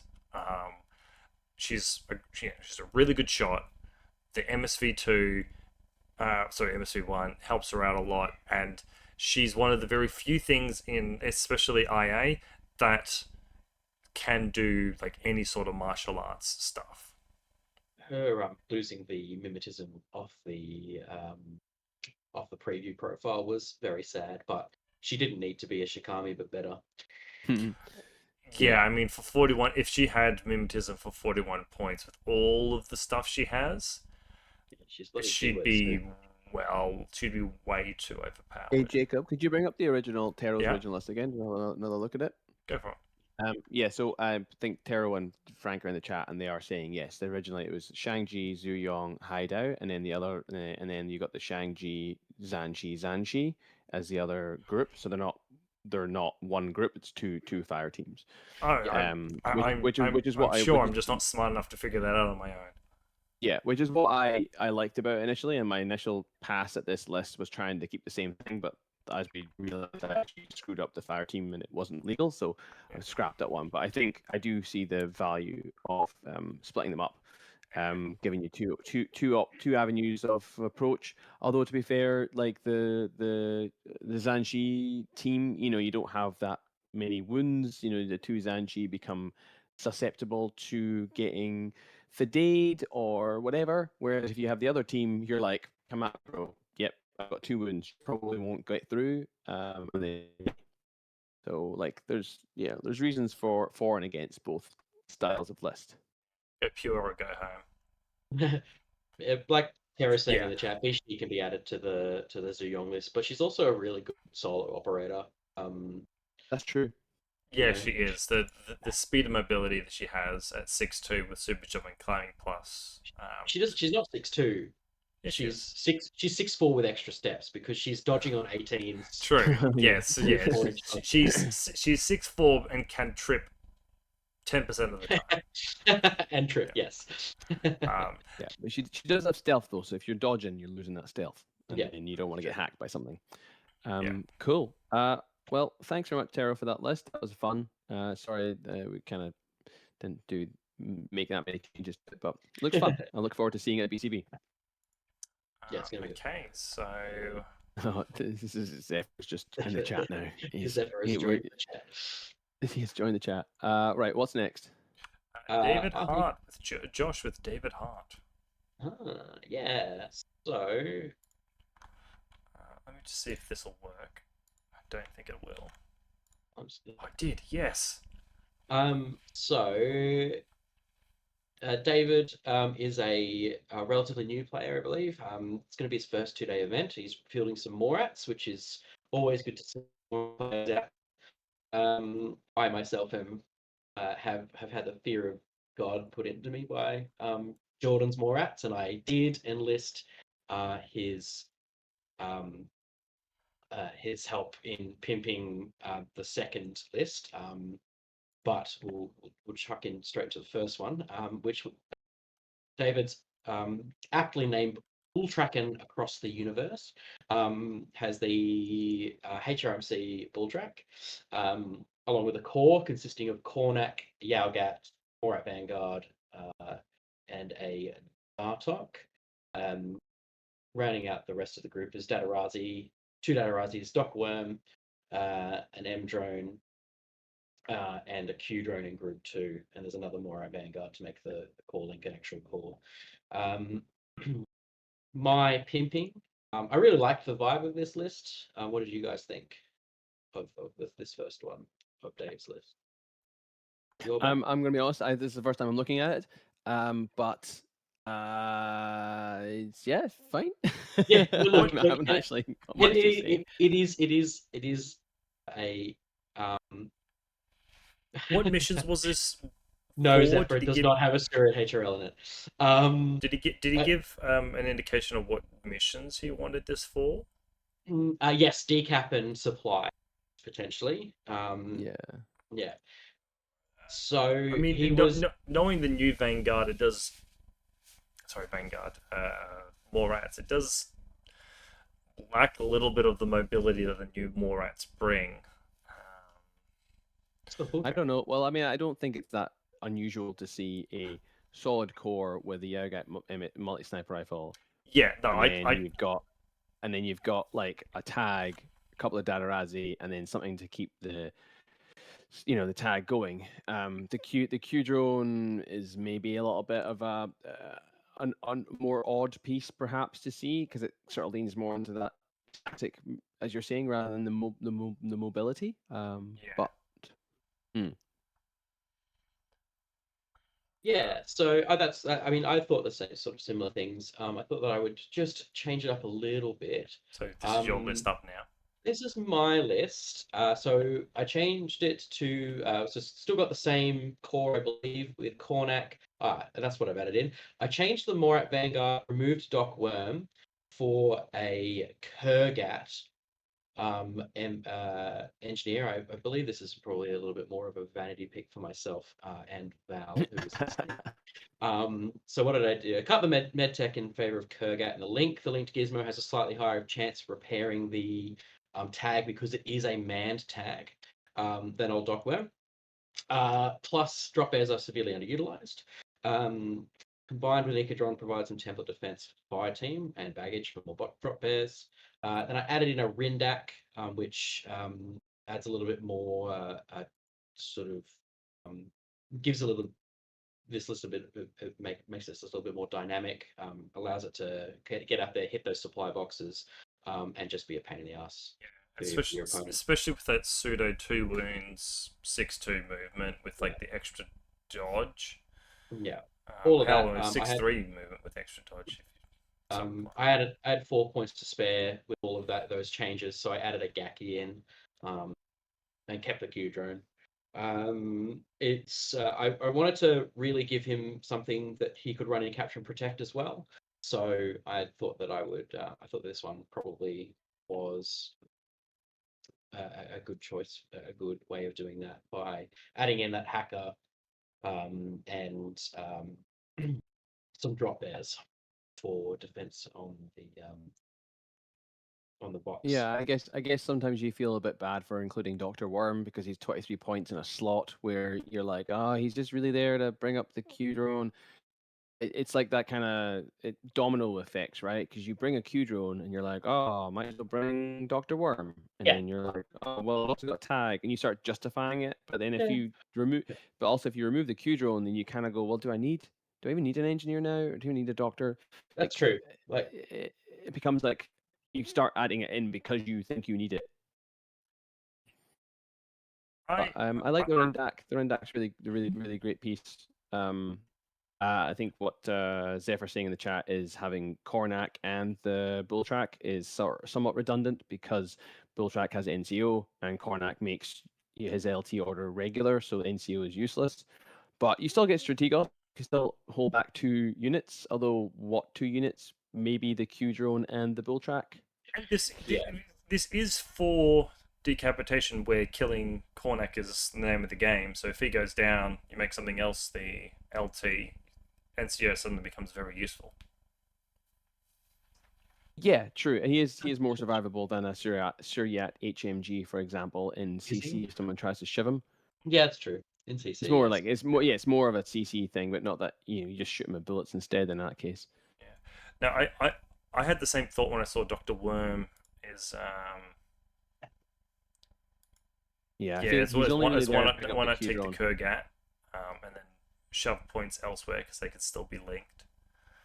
Yeah. Um, I can see why he's taking it for decap to be a bit more defensive, but I feel like if you drop the Q drone, then you don't need the engineer. You can put the engineer into something else, perhaps. Yeah, you've got 23 points. Or you got a lot of points to spend on upgrading the list then. it could depending on how turtly you're feeling in decap. I suppose I don't know if it's a downgrade in points. It's only one, so you could take the plasma rifle for some really close-up defense. Yeah, That doesn't really help anything. Yeah, my main thing is I really like the Rendak. The Bull Track is an interesting pick. I like it because it's an HRMC, which is like burst 5, burst for a gun that big. I don't know how else I would change it. I feel like just the Q drone to me just feels a bit like extra without really adding that much. And then I think, as has been said in the chat, you may be better off just if you were to say drop the Q drone, drop Kurgat, instead of the Kurgat, take the Suryat HRL. That gives you a more solid ARO presence, and then potentially even the ability to break that link into something else. Because you got the Yaugat for active turn, HRL for reactive turn. Still got the Rendak there as your forward deploying And you could specialist. make a Gaki something just in case one of the calling goes down. Done. Yes, yeah. something like that. Yeah, there's lots of things you could do to the list if you wanted to do it. Whatever the hell 16 is worth 16, but you could put another Datarazi in there if you want. Yeah, you put down the Datarazi Extra in there instead of the Gaki, and then that's a limited insertion list. What's the point difference in a Cornac versus the Surya HMG? Just Cornac curious. is 45, and the Suryat HMG 44 or 45 for the lieutenant. 45. It's the same amount of points. Yeah, it's the same price, right? So you could do that. Although I don't mind having Cornac in there because being able to hold back 2 reserves is. You do get a firewall for the Dartok as well. Oh, that's true. But Timber. doesn't the oh no, you're right. It's only the HMG that's a firewall. That makes sense. You could do that. Suryat, yeah. Heavy rocket launcher gets it. Oh, the HRL gets it. Okay. Yeah, Well, then in that case, never mind. I don't mind keeping Cornac. I know you can still argue that the NCO is wasted, but you still get a second reserve drop. Bull Track's cheap enough as it is. Like it's still it's 71 points for HRMC BS13 with 7 armor. It's fine. Yeah. You don't need. Cornac's still really good. He's BS 14 with an Mark 12. Like that's decent. Yeah, Yeah. and he's in a core, like a pure core as well. So Yeah, it's I gonna don't be- mind it. Something like that maybe. Yeah. So what's that? So that's Cornac, Surya HRL, Vanguard Paramedic, Yoga multi-sniper rifle, and a Dartok hacker. And you got a Bull Track HRMC, a Rendak with forward deployment, an Icadron, and 2 Dadarazi. Nice, Yeah. nice and rounded. Yeah. But I like your one as well. So it's not too different from the original Yeah. submission. I think the Q-drone has a place. I just feel like I don't know. Yeah, Just I think that I actually think that the plasma rifle might be a better choice, but we can It's because like most of the time you're wanting to heal wounds in Morats because they've got amazing fizz and Yeah. amazing paramedics. And when you add something with structure, then you're like, oh, I'll take a then yeah, just kind of pulls you in a different direction, which yeah, it then really does. eats up slots and points. Then the second list was a little bit more Old Faithful in terms of what you normally see from a Morats list. David's list was a Rindak for deployment paramedic, a core link of 2 Dartoks, Yaugat, Cornac, and very much Old Faithful Suryat HRL. And then a Osnat Gaki Predator Harris, a Hungry Harris, as Jordan likes to call it. Group 2 is 2 Dadarazi, Doc Worm, and a Q drone. So I think this we've got probably have similar feelings regarding this one in terms of the Q drone and I the feel med like tech. this list. Sorry, yeah. What are you saying? Oh no, that like yeah, go for it. You feel like Yeah, this no, list? I think oh, hang on. What's going? Oh, have I gotten confused here? There's a Rendak which is not linkable. Then you got 2 Dartok. Oh, sorry, it's 2 So Dartoks, a Yogat, Cornac, and Surya. That's Syria, your core. that's your core Yeah, link, yeah. and then you got Hungry Harris, 2 Dadarazi, Medtech. This one actually, I don't mind that you keep the Q drone in it, just because it has, I guess, a few more orders. So I don't feel so bad about the way that is. And that the core is amazing core. It's really good. And then you still got the Rindak there as well, which ticks the boxes. I mean, just off the face of it, this just looks like a better, well-rounded list that I think I would take for most of the missions. And maybe the bull track is there if the table allows it, Yeah. because it's got super jump, right? So it can potentially just wrap things. I feel. I mean, I think this is good, especially if we're doing considering cryogenics and supplies for this list. I feel like the Rendak I'd probably almost put in the same camp as Sam's Dakini. I feel like that guy could be fed orders on his own in Group 2 and put something else in Group 1. Maybe the Q drone, or maybe split your smokes again. Yep. But otherwise,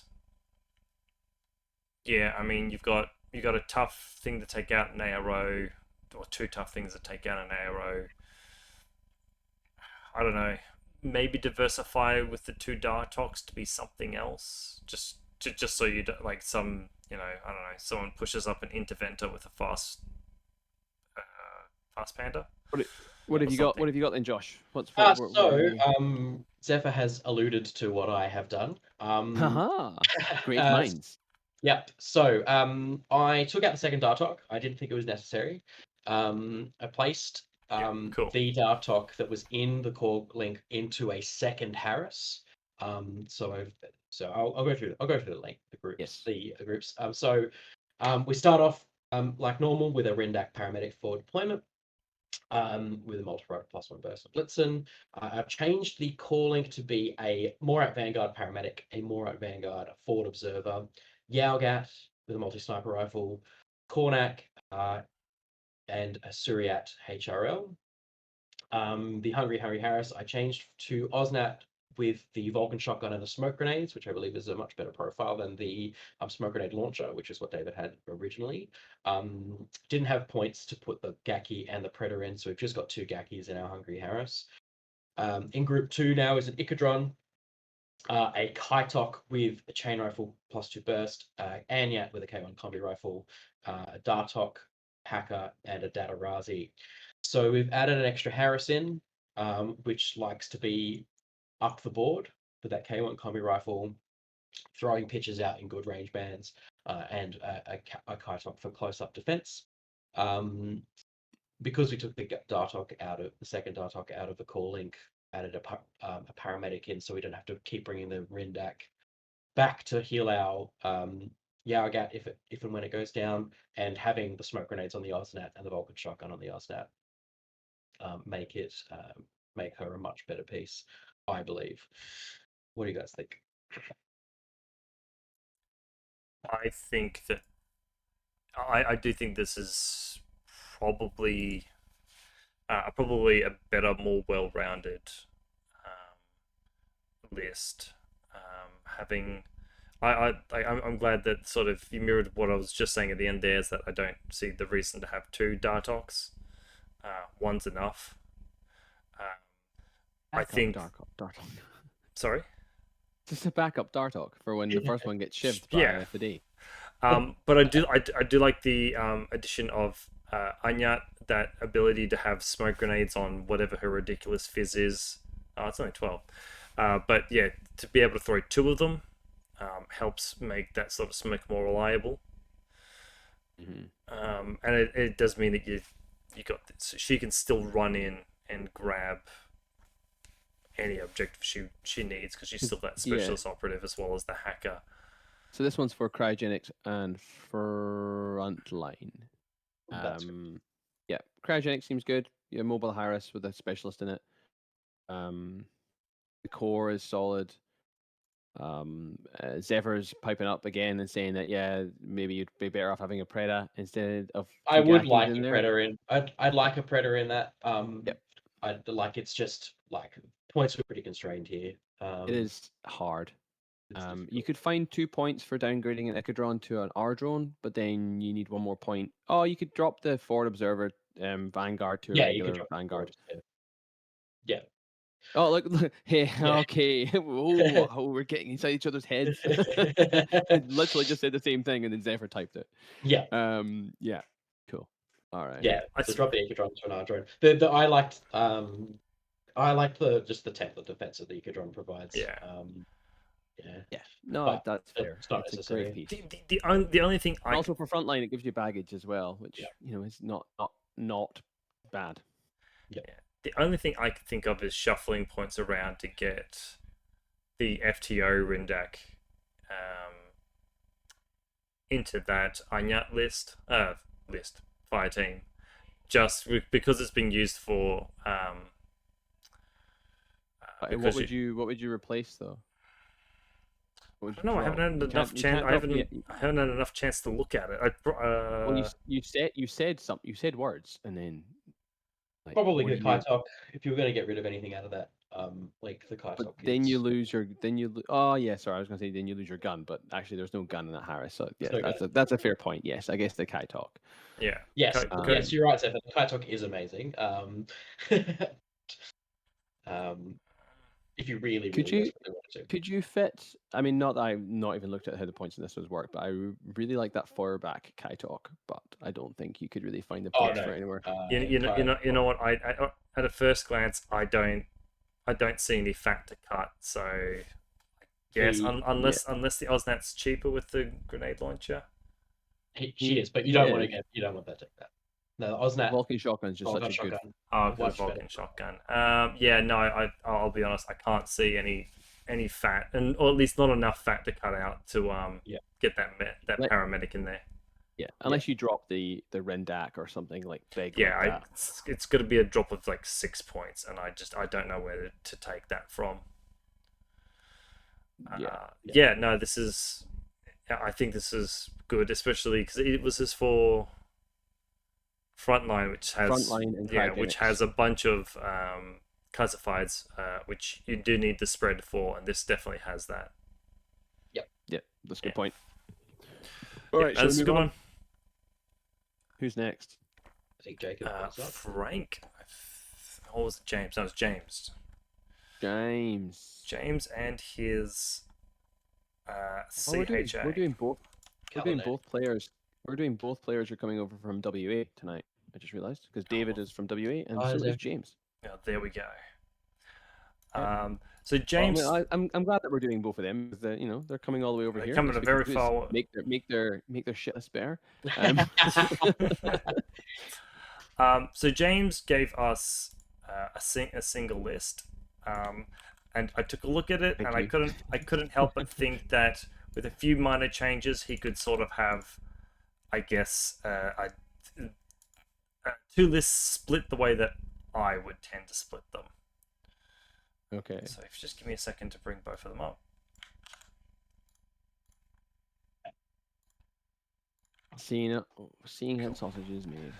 Cool. Right. So his original list is 2 volunteer paramedics, 2 basic volunteers with chain rifles, and a Highlander Grey with a heavy machine gun, McMorrow, McMurder, and I mean, then there's only 2. one. Yeah, I was about to say, like, what profiles have? It's just McMorrow. 2 SASs, forward observers. Then in group 2 is 3 Highlander Greys, one with the HMG, one with the T2 boarding shotgun, and one with the T2 rifle, and +1 burst boarding shotgun. William Wallace with T2 rifle +1 damage. I think that's the only one, but he is the lieutenant. And then 3 Cameronians. Cameronians. Okay. Hmm. What do you think of this one then, Jacob? What was your first impression?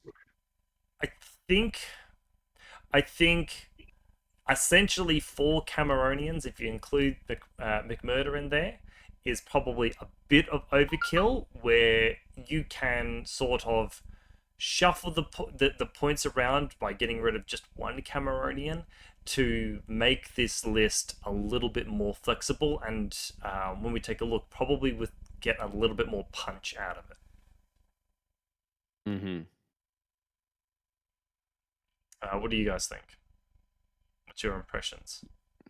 Yeah, so this is actually funny because he sent me a previous version of this list about a couple of weeks ago because he was asking for some hints and tips on what Melbourne people run, and it was very similar to this. The only real change I think was one of the SESs was replaced with Usha, and then I think there was something else. There may not have been 2 paramedics, and those additional points went to Usha. I think that's what the difference was. Yeah, pretty much. Yeah, probably. Yeah, that was actually exactly what it was. Yeah, so and I was like, yeah. Oh no, sorry. Oh, there was just Usha. There was no SESs, and there was like extra shit. But yeah, this list looks a little bit more specialist focused in the fact that there's 2 SESs in there, which is good. But if it's his only list, it's still lacking heavily in specialists because you literally just have the 2 FOs and the 2 paramedics in the core, and that's your lot, which is not a lot. Yeah, and while SASs are good for their points, they're okay. They can obviously be taken out like very easily, and they're only forward observers, which doesn't give them much of a bonus in any of these sorts of missions. It doesn't. It doesn't. Yeah. No, you're right. But and There were especially because like the 13 two. specialists that start up on the halfway line. So you can't, and in camo state, you can't discount the SS forward observer and the value to CHA in general. Oh yeah, no, Yeah, I was for about to sure. say, yeah. I think the biggest thing is that while I understand and appreciate the effort that's gone into making a list that has 4 giant dogs in it, it is a bit of overkill. If you like sort of just look at like the amount of smoke grenades he's got on the table, he's got enough. He doesn't need that 3rd camera. That's what CHA do though. That's what they do though. They just create like a smoke pit and then they just rave in it. But yeah, it's mainly the idea of it's just a tiny little bit of overkill. Whereas you can specialize a little bit more for the 2 missions that he has to deal with. Yeah, no, I agree. Like if this is his only list, which it may not be, this might just be one of his lists. But if it is his only list, I agree that a bit of diversification may help him in the long run. Yeah. So What have you got then? we'll go for the first one, and this one. Okay, so this one is almost solely based around um, being sort of What is defensive for decapitation, because you have, Okay. unlike a lot of other armies, William Wallace is like a super important lieutenant because he turns so many of your irregular orders regular. So while as somebody might be okay with waiting for like turn 2 or whatever to get rid of your lieutenant outright, spending an entire turn just to do some sort of finagling to get rid of Wallace is hugely valuable. So what I've done in this particular list is I've pulled back on the SASs because you don't need them for decapitation. You don't need those specialists. What I've done then is I've also put William Wallace up to be able to link with the volunteers. That link's already not pure by adding in the Highlander Grey. May as well have the chance to put Wallace in that group to give him Sixth Sense. So if he needs to dodge an attack from out of line of sight or do anything like that, he's able to.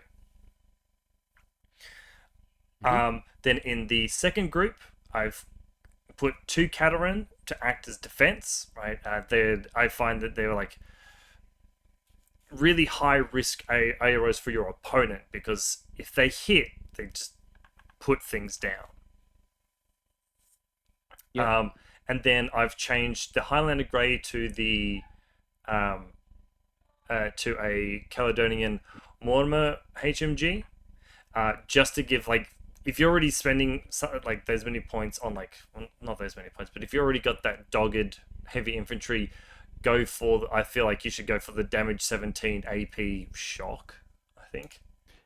Yeah, it's a pretty brutal gun compared to just the Grey's regular HMG or +1 damage HMG. Yeah, and he's 5 armor, immunity to crit. So he does have that survivability there so long as you're careful. You still got your smoke, you've still got McMurray, you've still got 2 Cameronians, so you've got plenty to run up the board and try and get to somebody's lieutenant. But you've also got now the ability to really defend William. So I should say, for our non-visual listeners, my list is now a volunteer paramedic, 2 basic volunteers with chain rifles, William Wallace the lieutenant.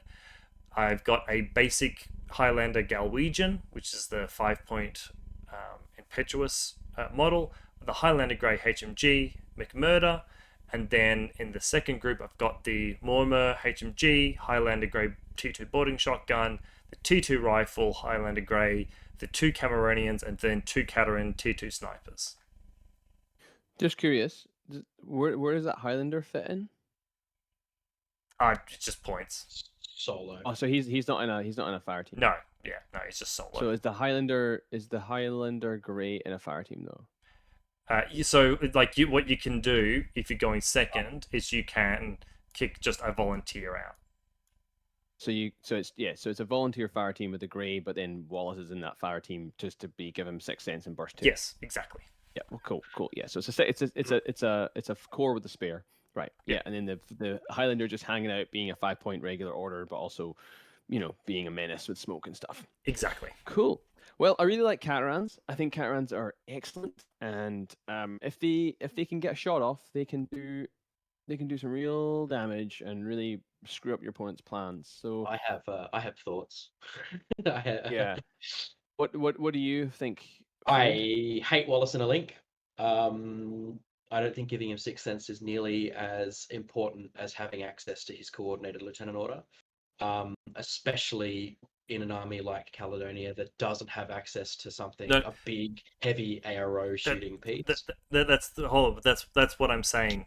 So put him in. He needs to be in the same group as the Caterans. He can't be out of the group that has the pieces that he wants to coordinate with.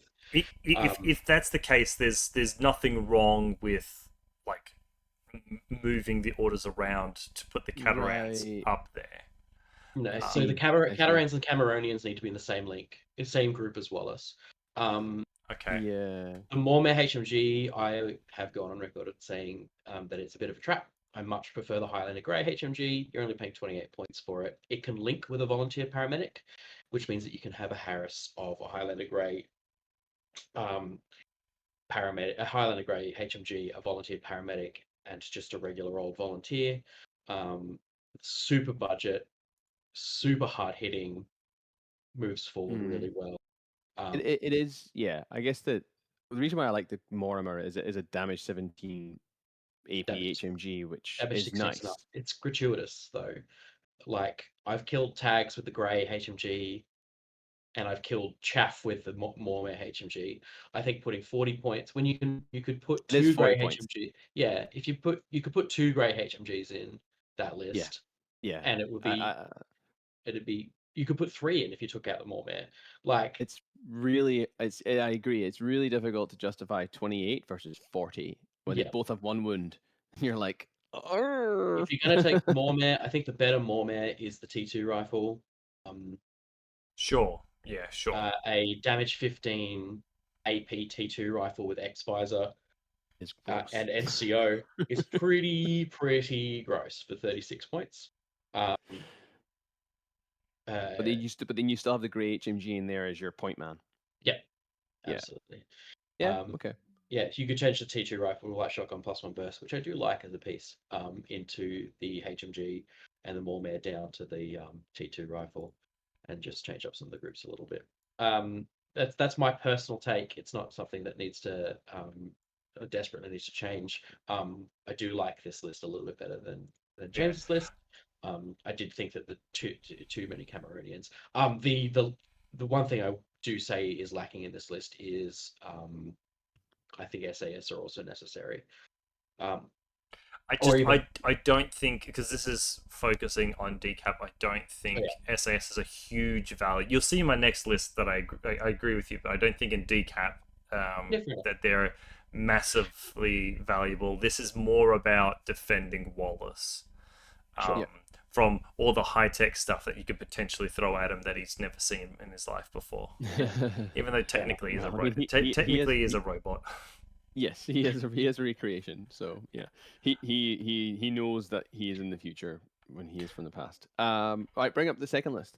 Okay, so the second list is more around actually having like more specialists, more focused on the actual missions that are in BCB that require some sort of paramedic or what have you. So in the first group, we've still got the volunteer paramedics, we've still got the basic volunteers, we've still got the Highlander Grey, we've still got McMurder. The big difference here is we've changed to the 112 motorized, and because of the way the points all worked out, we've upgraded one of the Ford Observer SASs to Usha McNeil.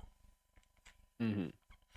In the second group, again, we've got the Mormar HMG. We've got the Highlander Grey T2 boarding shotgun, but we've changed the Highlander Grey T2 rifle to Isabel McGregor. She's 1 point less. She's a hacker. She still has that T2 rifle, but she also has EM mines and D charges as well as a flash pulse. So as far as doing objectives in like frontline, or just being able to push up with her and touch buttons, touch cases, what have you, I think she's really valuable. We've still got Wallace as our lieutenant, 2 Cameroonians, again trying to stick with the theme of just throwing dogs around the table. And the way that I made all of these changes for the most part is by changing one of those Cameroonians to a Highlander, a 5-point Highlander. So this has got more of a let's get some actual specialists on the board, and I'll be honest when I say I mean, again, other than doing what you mentioned, Josh, and getting I think the T2 Mormar is a specialist. No, just NCO. No, none of them are. Yeah. So it's just an NCO. I think this is probably the most specialist you could probably get into a CHA army without losing out on their like incredible fightiness.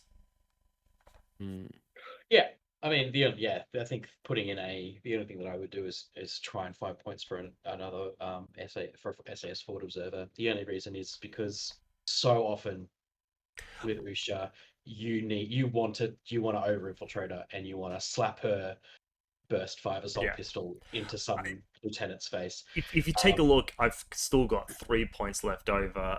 I mean, we're talking. We already talked. Sacrilege. Yeah, I left it over there, like those points there on purpose because you can take those points if you don't like the motorized. You can upgrade that to an SAS.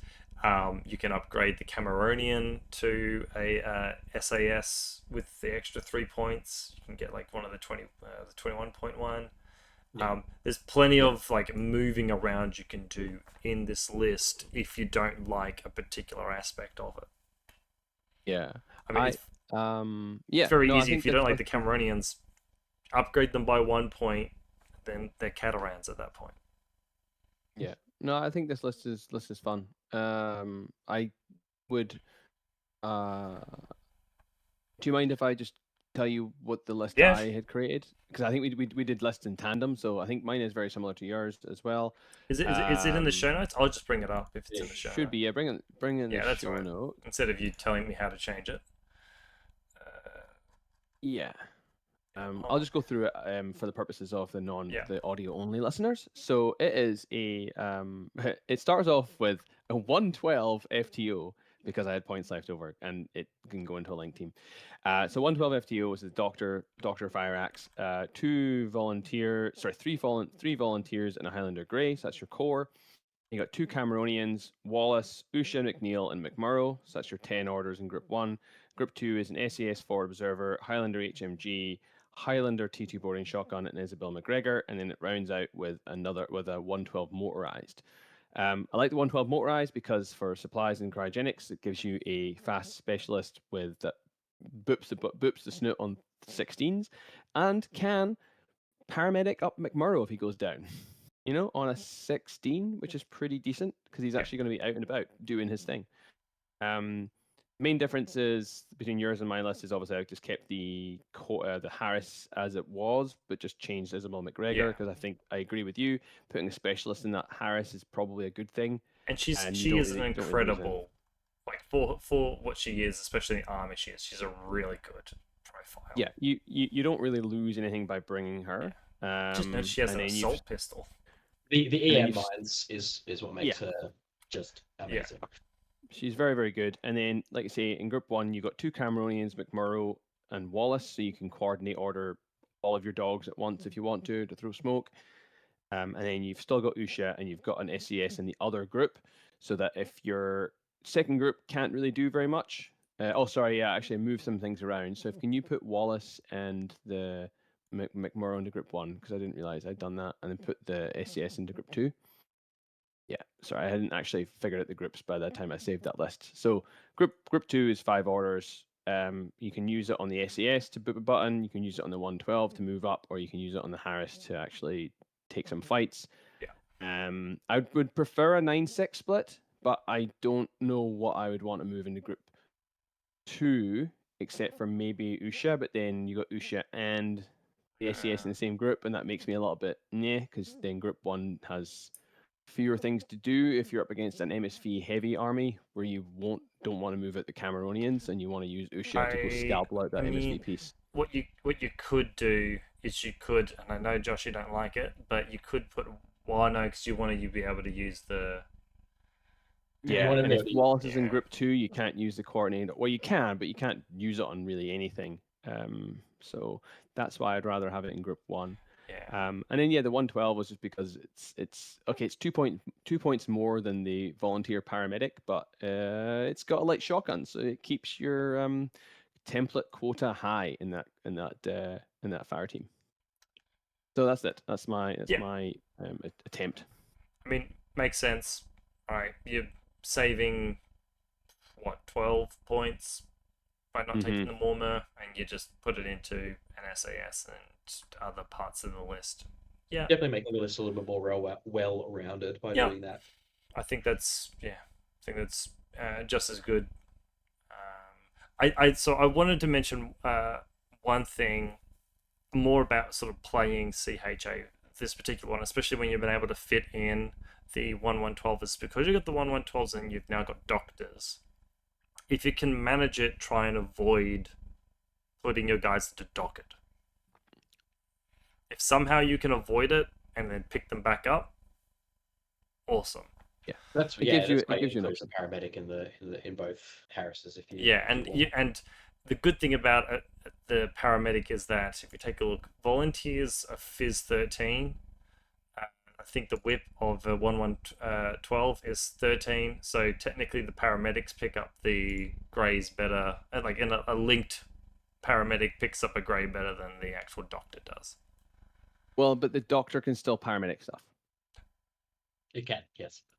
It's got It's got a medikit. It's got a medikit, so So you don't have you to don't use have the to doctor use skill. doctor. Oh, true. Yes, true. Yeah. I apologize. If you wanna, if you're the only time Technically, you'd they're ever a better really, shot too. yes, BS11 rather than BS10, yeah. And yeah, for two more points, yeah, it's good. Well, thank Cool. you, James. I think Cheers, it James. was a good, fun set of lists in an army that, I'll be honest, I kind of want to start running. I I can't know, wait. I love them. can't- They're so I good. I loved running Caledonia for Oh the god, limited we time should I ran. all three of us do it and just have people pulling their hairs out when they come to tournaments. Be like, what's with these fucking No. Scotsmans everywhere? What I'm doing after BCB is I'm going down the darkness and needing to have I have a need to run the Cascuda, so Oh yeah. Oh gonna well, just- you'll figure out what you're running when the Cascuda actually drops. yes. Oh, well, Josh, did you have a quick? Sorry, Josh, did you have a quick plug? a quick plug Mm-hmm. for No, it doesn't matter. All right. If you'd like to know more about Caledonia Highlander Army, go check out Rob Cantrell's battle reports on YouTube. He does a good one. Sorry, directed at James, but also our wider audience. Because yeah, Rob's videos are great, and if you don't already know him, then get on to Robert Shepard on YouTube. we'll put it in the show notes. Yeah, It's a great video. So this is no, this should be. Is it? Josh. Am I No, doing it? yes, it's Josh. Sorry, Josh, is you taking a look at Aaron's Cosmoflot. Yeah. I was so tempted to say AA Ron.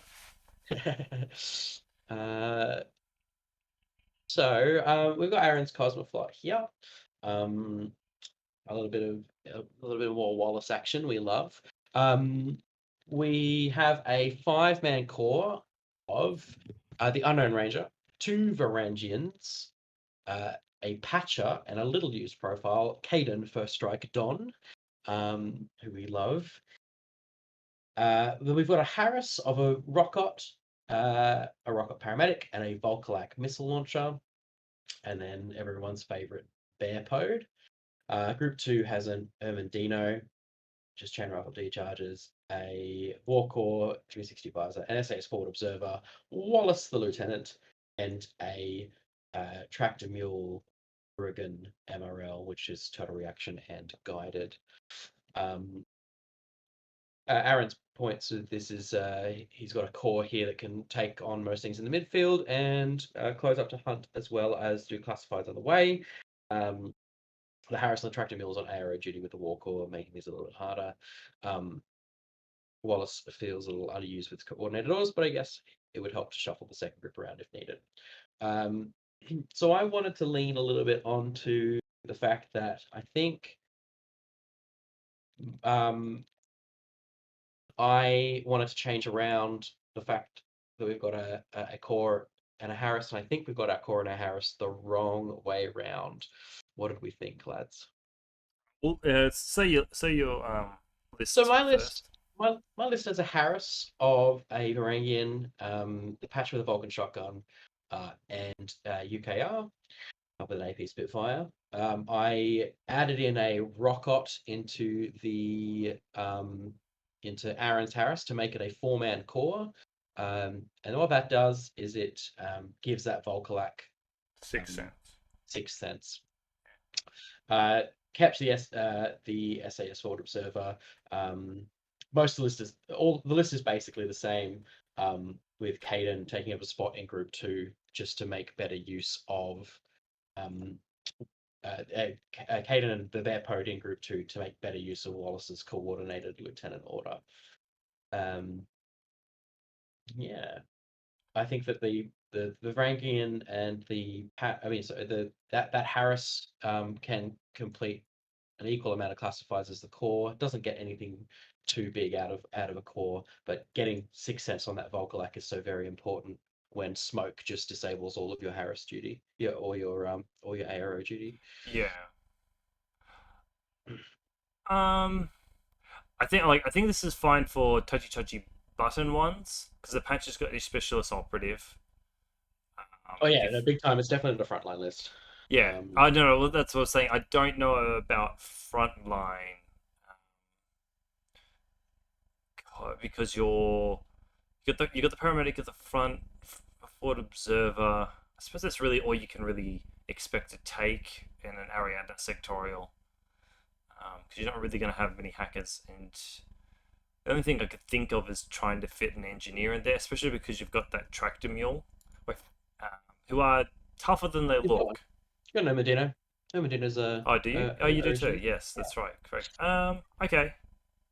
Yeah. I kept First Strike in Caden in there because it seemed like Aaron wants to run him, and who am I to stand in the way of Aaron's dreams of running Caden? Yeah. Caden's an absolute beast of a profile. I think he's underused, but I also think that he's very much a finesse piece. And if you've got a bear pod and a Caden, you probably don't need both of them, to be completely honest with you. I suppose the question kind of with First Strike is, would you rather First Strike? Would you rather? Because I think for the one less point, you can take the bear team. And look, Val probably will listen to this. Probably don't. We've established that Val hates listening to things. He only likes talking. You could probably change Hayden to Pavel and get a much better list. No, don't stroke his damn ego. I'll stroke what I like. Thank you very much. Yeah. I'm assuming this. I'm looking at the unpimped list, right? No, this is the pimped list. That's not good, okay. Josh. So why is there only 4 members in the Volkolak team? Because he only had 3 members in it, and I decided that I would change it up a bit to make it just add 6 cents into it. Essentially, what it used to be was like that 5-man there, the Patcher, Varangian, Unknown Ranger, Rocket. I know that's probably not legal, but it was like that, and then this was a Harris with the missile launcher. Yeah, what's that tractor mule doing? Tractor mules doing tractor mule things. TR bot. And they're surprisingly tough. Yeah, they are actually surprisingly tough. A little bit extra, a little bit of guided with the SAS Forward Observer. Maybe we'll finally get to see some of those. Maybe. Yeah, I mean, what is it? What is an Oregon? Is it shock or it's not DA? Is it? It's like shock or something? It's AP plus shock. AP plus shock, I think. Yeah, so it's garbage. Yeah, I mean, like you could just drop that and then put like use the Oh yeah, look, it's got 4 points in it. It's 3.5 SWC at 296 points. It's disgusting. What's the cheapest patcher? 22 points. Yeah, so I guess if you drop the tractor mule at 16, drop the roll caught, that's well, it's actually 20 because you remember you got 40 points. 4 points. Okay, so drop one of those roll cots and you've got yourself a patcher in that core link and it becomes pure. Sorry, you have to add. Drop the tractor mule and then you can put something else in there to make it a 5-man. Sorry, not to actually replace the roll cot. Obviously. Didn't want to turn it into too much of the same you already see with Cosmoflot. And wanted to keep his original ideas a little bit alive. Yeah, I know, but I can see. But I mean, Aaron and you going to the school of Val, where you can get a perfectly good core length, pure core length, and you're going. I'll just leave the 4th member. I don't need a 4th. I don't need a 5th member. To be honest, I'll get a TR ball. You don't need the fifth member. I'm Um, giving you absolutely Val had his ears do. burning and has joined the chat. Yeah. Um, For an extra 10%. Yeah. I mean, yeah, no, I just I completely agree. Just take out the Irrigan HRL, put another rock MRL, put actually a what would you rock put in there instead? I just a rock pot, and then you've got 12 points to play with to do whatever you like with it. Change the war core into something else. Actually, Well, you got more. You got how many points do you have? So 16 plus. You got 20 at the moment. Oh yeah. So you put the so 12 points. Yeah, 12 points for another. Drop the war core. Take a second Armandino. Or anything really. give a Varangian a submachine gun instead of just a chain rifle. There's lots I of mean, things you can do. you could downgrade the patcher, but I don't want you to do that because a burst for Vulcan shotgun is disgusting. So Indeed. damage 14, burst 4. Ugh, so good. Vulcan shotguns are probably S tier guns in my. I mean, we need to do an S. We do like a weapon A tier list. guns weapon tier list. Yeah. Mm-hmm. Which mode on the Vulcan has the fires? The template or the Template, select? just the Oh, template. God, It's the AP. It's template. AP if it's slug. It's continuous if it's template. That's Boarding shotgun and a that's so flamethrower good. combined. Yeah. That's a horrifying weapon. So you get like something in between, just better than both a heavy flamethrower Yeah. and a light I mean, flamethrower. At the most recent event, I ran Fiddler in all 3 games, and in all 3 games, she just well, actually, maybe not against you, Josh. Actually, I don't think she did anything, but she just destroys stuff. Yeah, those bots, those jackbots. Those jackbots they just do stuff. They just do horrible things to anything within 8 inches. You have no good choice. But yeah, no, I think that's again, we're sort of coming into the strength of another list where Cosmoflight, you can be like, oh, I take this out, I'll put this in, I take this out, I'll put this in. Right? There's so many, there's so much mucking around you can do that it's impossible to like. Everyone's playstyle is ever so slightly different, and Cosmoflight can change to fit any of those playstyles. Could actually one thing I was just thinking is, would you be better service potentially with putting First Strike Dawn into that Harris with the Unknown Ranger, and then maybe putting that Patcher into the big group, into the core? You lose a So, special in the Yeah. you lose a specialist. true. So then this becomes True. just about fighting. Yeah. Oh, the Unknown Ranger is a specialist. Oh, he's 2. Yeah, there you go. Perfect. Well, then yes, So- you absolutely could.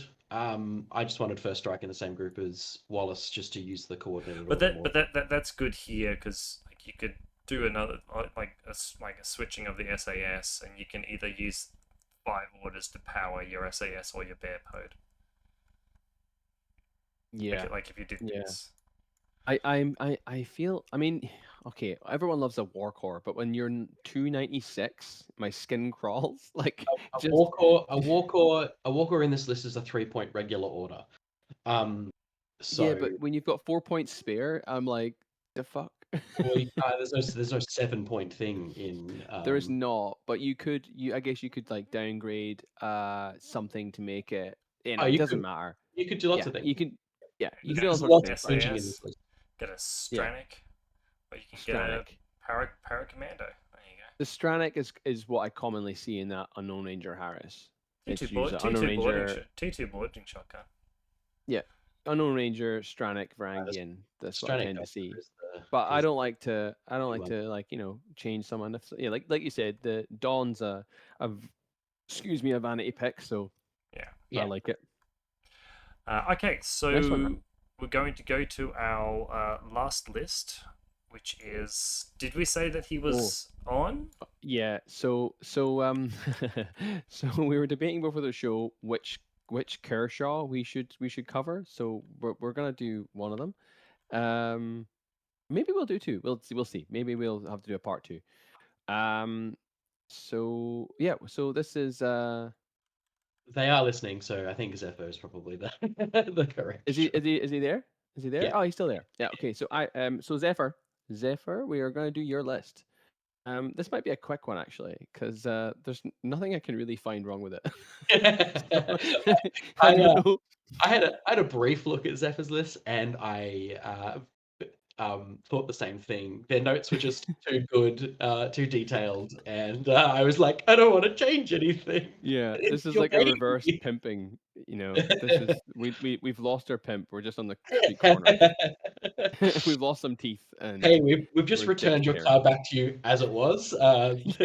It already was a low rider. It already Yeah. had the hydraulics in it. The speakers were already pimped out. We couldn't do anything. So we just stamped Kevin's name on it, and that. Yeah. So this is the My unpimped list. list. Un Oh, Zephyr, thank you. Well done. I feel like this is what most of this episode has been tonight. Is like Yeah. we've just gone like this list is probably fine, but we'll make it worse. We'll make Give- it more Melbourne for you. That's what we'll do. Give my list. Oh, that's brilliant. All future All right. segments called Give My List. Okay, so this is Zephyr's list. BCB, Frontline, Capture and Protect, I think is what it's for. So what he said here is list one for Capture and Protect, Frontline, and Cryogenics. If the table matchup heavily favors the Guija, Beast Hunter, or Hundun, or potentially Riot Girls. Right. So this is a white banner list, and it starts off with Jin Kuo in a Harris with 2 Shaolins. One of them is a 6-point Shaolin with DA. Then we've got Lian Kai in a duo with a 5-point Shaolin. We have a Mech Engineer with a Yao Zhao, a Zanshi Hacker, a a Flashball Spot, and then the Yu Jing Special Beast Hunter with the explosive CC weapon +1 burst, which is disgusting for 2 extra points. Then in group 2, we have a Guija Lieutenant, 2 Long Ya, one of them being the typical mine layer profile that you see all the time, and the other one is a fancy little heavy shotgun version without the mine layer. I love it so much. Which you may see it becomes a bit of a vanity pick for old Ivory. What's going on? Oh, sorry, because the long yars always get me because they're heavy shotguns after all the rest of the weapons. Yes. I think especially if you're looking at it on desktop. On mobile, I don't think it does that, but on desktop it does for some reason. Go on. Oh, sorry. Then we have a Weibing, which is the sensor bot, a Hundun with HRL, and then rounding it out with another Flash Pulse bot. So, like I can see what this list is doing. You've got your Guija, who is your big gun, really your only gun in the list, who is going to be doing most of the shooting and heavy lifting. He's in the small group with essentially stuff that just doesn't do anything. You've got 2 Long Ya that sit there being arrow pieces. The Hundun's off the table. The flashball spot is being a flashball spot, and then you got the Weibing, who is your one specialist in that group, who can go out and do stuff with its attack awareness order. And group 1 is the interesting stuff, which we've got the Harris. For those of you following along at home, the Shaolins are irregular, but when you put them in a link fire team with Jinko or Lian Kai, they become regular. So that gets you your 5 or 6 point regular orders, which is super, super good.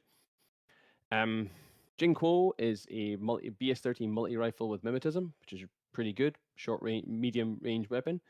And then Lian Kai, we all know Lian Kai, light shotgun, chain rifle, dodges like a bitch and smashes you in the face really hard. So that's like a nice, and it's nice that it's a Harris and a duo, so they can be on different sides of the table doing different things.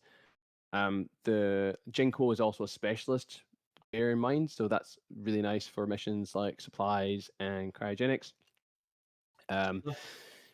You've got the Zanshi Hacker. I guess that's just sort of there as a little bit of hacking defense for the Guija. You've got a couple of you've got 3 repeaters, so at least that gives you some form of hacking coverage. And then obviously the Beast Hunter is your kind of yeet piece, your only real yeet piece, I guess, outside of the non-mine layer Long Ya.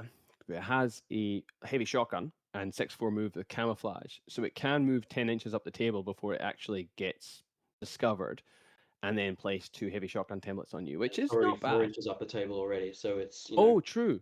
Yes, Yeah. good point. I forgot that it's got 4 deployments. So yeah, no, it can get to where it needs to go to if it needs to take something out. So Look, this I is quite like that. this is firmly in Ivory's wheelhouse. It's a main battle tag as your solo gun with Liang Kai. So if you know anything about Ivory, you know that this is what they do best. Aside from having a grenade launcher somewhere in this list. Sorry about. I really like the Long Yar heavy shotgun. I think it's an underused profile. I think it's a beautiful piece, and I would love to see more of it. Well, get ready. Sorry, go ahead. Get ready for Kevin to delete it. Yeah, it reminds me of me and the robot. The one thing that's great about it's more of sort of a Winter Force thing and a Long Yar thing, is the Beast Hunter can disguise as a mine very easily with the Long Yar. Oh, right. Yes, it could. Except, yes, it could. You could. I know only- I know the forward deployments are different, Only but if it's in the same group. sorry, Only if it's in the same group. why? And during deployment they all go down at the same time. Yeah, but you can ask your opponent what's in what group. Sure, I suppose that's true. Yeah. But if you don't, then Yeah, I'll be honest. I've just never been asked that. and I think it only matters when you actually go to generate your orders. So It also it does help to sort of hide them. I can see that it's sort of the idea, I'm guessing, of the first group is to shove Jinquo down someone's throat, then Lankai, and then the Beast Hunter, depending on where things are positioned, to kill whatever the hell it is, and the Guija sort of just deals with it, whatever gets a bit too close. It's probably more Liang Kai who goes on a bit of a run because he's got 4 deployment plus 4. True. And then Jinquo's a specialist, so you want to be more reserved with Jinquo if you need to. But at the same time, Jinquo and 2 Shaolins are still very formidable. Yeah. Okay, let's bring up my my GIMP list and Plump. see what we get out of this one. Right. So what have I said? My notes are: list is again solid. Can't offer too much advice on what I change. I know Ivory is a fan of the heavy shotgun on the Longya, but he could consider swapping it for a TR bot, then downgrading a monk to shock CC weapon and exchanging one of the flash pulses for another monk. This gives you additional ARO presence, and since you already have an engineer with a helper bot, you can get the TR back up easily. You do lose a regular order from the loss of the flash pulse bot, although you don't really. Well, you do, yeah. And then also DA on the monk, which I know is important. But you do have a beast hunter in exchange. So so this is my attempt here. So it's what it is it's basically the first part of the list is exactly the same, completely unchanged, except for one of the Shaolin is now a 5-point Shaolin with shock CC weapon instead of DA. Group 2 is the same again. You got the Guija, you've got a Longya, but you only got one Longya this time. You have a Weibing, Hundun, a TR bot, and a Shaolin. So, so basically that's it, right? I know the heavy shotgun seems like a good pick, but when you have yourself a TR bot, which gives you some, because I look at this list and I go, okay, what are you putting up to stop somebody from just grabbing the boxes on turn 1 and fucking off? Like, sure, you have the Longya, but honestly, in my experience, with no mimetism on them, you just shoot them. They reveal, and you go, cool, thanks, I'll kill you. Bye. That's it. The Guija is probably not on aero duty because he's your lieutenant. The Hundun's great, but the Hundun can only cover so much of the board. So I feel like the TR bot just gives your opponent maybe a little bit more pause for thought. And because you've already got the engineer to get back up again, I feel like it's a no-brainer. But what do you guys think? I hate TR bots. They're not as good in Yujing as they are in every other faction. Why is that? Because you don't get climbing plus.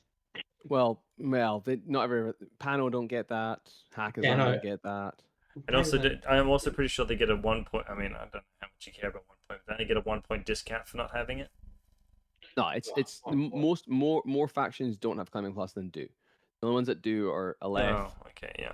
Aleph, Nomads, and O12. Yeah. The rest of them don't have Climbing Plus. Regardless, Yeah. I like outside of because I don't like the TR bot. I don't like the TR bot. You don't I like what do. it does to you. That's why. I You don't don't. like when you can't kill it and it gets back up again, and you're like, oh, I have to do Does this it again. every bloody game? It makes me want to suicide Shinobu into it. Look, they're like I like the fact. I now going back exactly or going back on what I just said. I like the TR bot in this list. The reason is because it hides the Hundun a little bit. You've got something on ARO. You might have it watching the same area as the Hundun, and then they get a little bit complacent when they eventually take down the You TR bot. get to quote unquote fork those active Yeah. turn A little shots. bit of mind games, yeah. Yeah, Okay. so you have the Hundun go down. You have the Husum go down, and then they go, oh, I'm now comfortable walking my core link into the open. Bam! There goes a Hundun with its flame template. It splashes a whole core link, and Yeah. your opponent cries. Um, the yeah, I like this list. I think it does similar things to what Iris's does, but I think you've exchanged like just one type of defense for another. Like you're talking about how the long yar, they don't have mimetism. You discover, shoot them, whatever. Um, I think it's the same sort of thing of people know how to sort of deal with a long yar because you can just shoot them. I think it's the same sort of thing with the TR bot. People kind of know how to deal with them, but admittedly, for the HMG, it can be very difficult depending on the army playing to like either outrange them or do the smoke trick on them. PR bot's so easy to just -12. Like it's No, just I know that's what I'm saying. It's a different type of defense that people know how to deal with just as well as they do a long yar. I'd probably say the long yar's a bit more preferable because if on the off chance that I suppose I was gonna say on the off chance they fuck it up, you don't get to discover it again. But that's the same thing with on the off chance that the TR bot gets a crit and you die. Well, you cry just as much. Yeah, I think it's just a different Yeah. take I was having on it. I saw what I perceived as a weakness in ARO presence. This list looks like it probably wants to go first, so it can. Although even if it goes second, a lot of its orders are tied up in template defense. So you have to put something in there that you're confident will kill it. I think having I understand that the TR bot is one dimensional. Well, actually, no. You know what? It's not one dimensional. It gives you a second HMG in a list in a list that you have only a single HMG currently. So and the amount of times I have just like gone, oh, this TR bot's still alive. Active turn, kill that thing that's Yeah. like just annoying me. And I think the big difference between the like a TR bot and the long yar is everyone I know like everyone knows what a long yar is, so it's not like what the long yar is. So it's not a surprise on like you're not surprised by necessarily what's under it. But the long yar can kind of be ignored. There are plenty of times where people have put TR like bots somewhere and I go, I have to get rid of that thing. It's looking at something that I need to get rid of. Whereas a long yar, I can be okay. It's got a Panzerfaust, Flamen Spear, but it's not a great. It's only got one shot. I can sort of ignore it, and if he wants to reveal it, cool. Yeah, the thing I found with Longya, or even just those types of pieces, like not we're talking even Helots or anything like that. If you have an army, Shaz Vasti, for example, you just walk a tag out in front of it, and you're like, "Are you gonna reveal for a tagger?" No, didn't think so. I'll keep moving then. Whereas a TR bot, the TR bot's like, "This is my bread and butter. I'll shoot that tagger dead." So it does different things, and I just find that the TR bot is it covers more bases than the Longya does. That's not to say that any of them are bad. It's just that's my preference. So anyway, we'll move on to the second list because we want to get through these. So do you have the second list? Oh, I'll give you some time to get the second list up. also Don't 3 of the missions at BTV have TR bots ingrained? At least 2 Uh, of them do. 2, I think. Oh yeah, I do forget about the defensive turret. That's a good point because that first list was for cryogenics, frontline, capture and protect. So I think frontline has one, and no, what is Uh, it? CNP might have one. Kev, Yes, no, what? do you have your second list? It's not in the notes. Kev didn't make a second list. Oh no, I don't think I made a second list. I was just He like, just said this this looks. is all good things. Yeah, We'll, I was we'll like, take a look. you're right. Actually, no, I didn't make a second list because that first one was difficult enough. Thank Difficult you. enough to make one little change in. Yeah. Yeah. So the second list that Quickly. Ivory has is for what for supplies, Decap, decap, and cryos, and cryo. And this is basically to see if list 1 isn't advantaged. Also for tables that ruin the Guija's day. Shouldn't be a problem in Melbourne, mostly, but we'll see. And what we mean by that is a place that the Guija can't hide behind. Yeah. So yeah, Okay. very, very, very similar to his first list. Yeah, so quite a bit.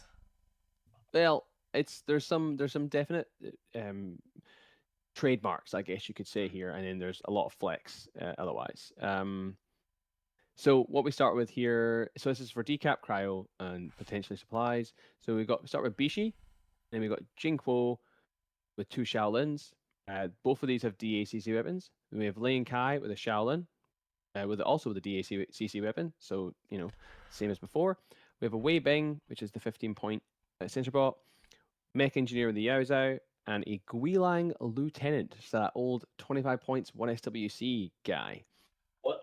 So that's 9 9 troopers in the first group.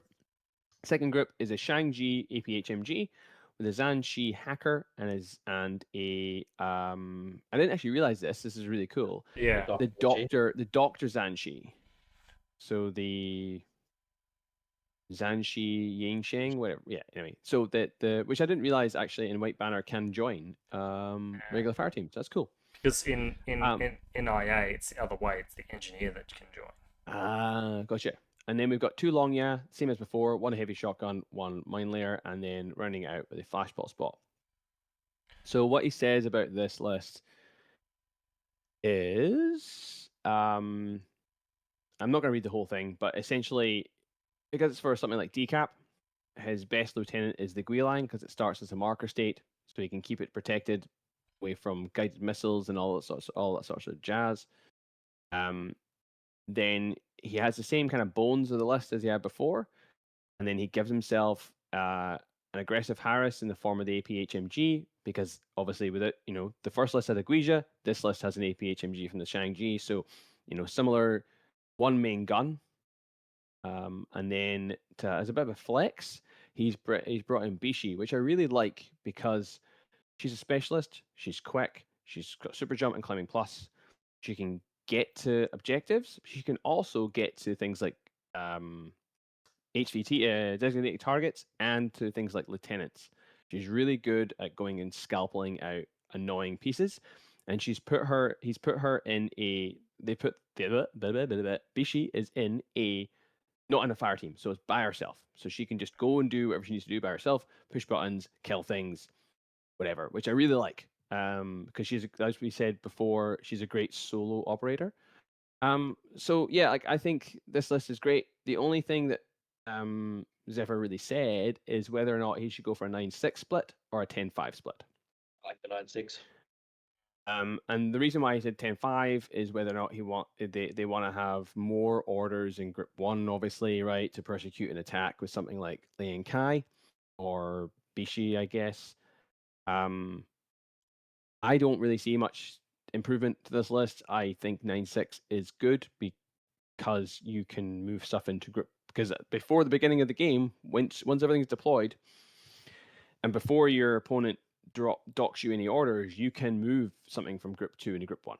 So you can kind of do it on the fly. Sure, you lose a command token for it, but if you really need those extra order, I think it's worth doing. Creating a command token for a command token is not so bad.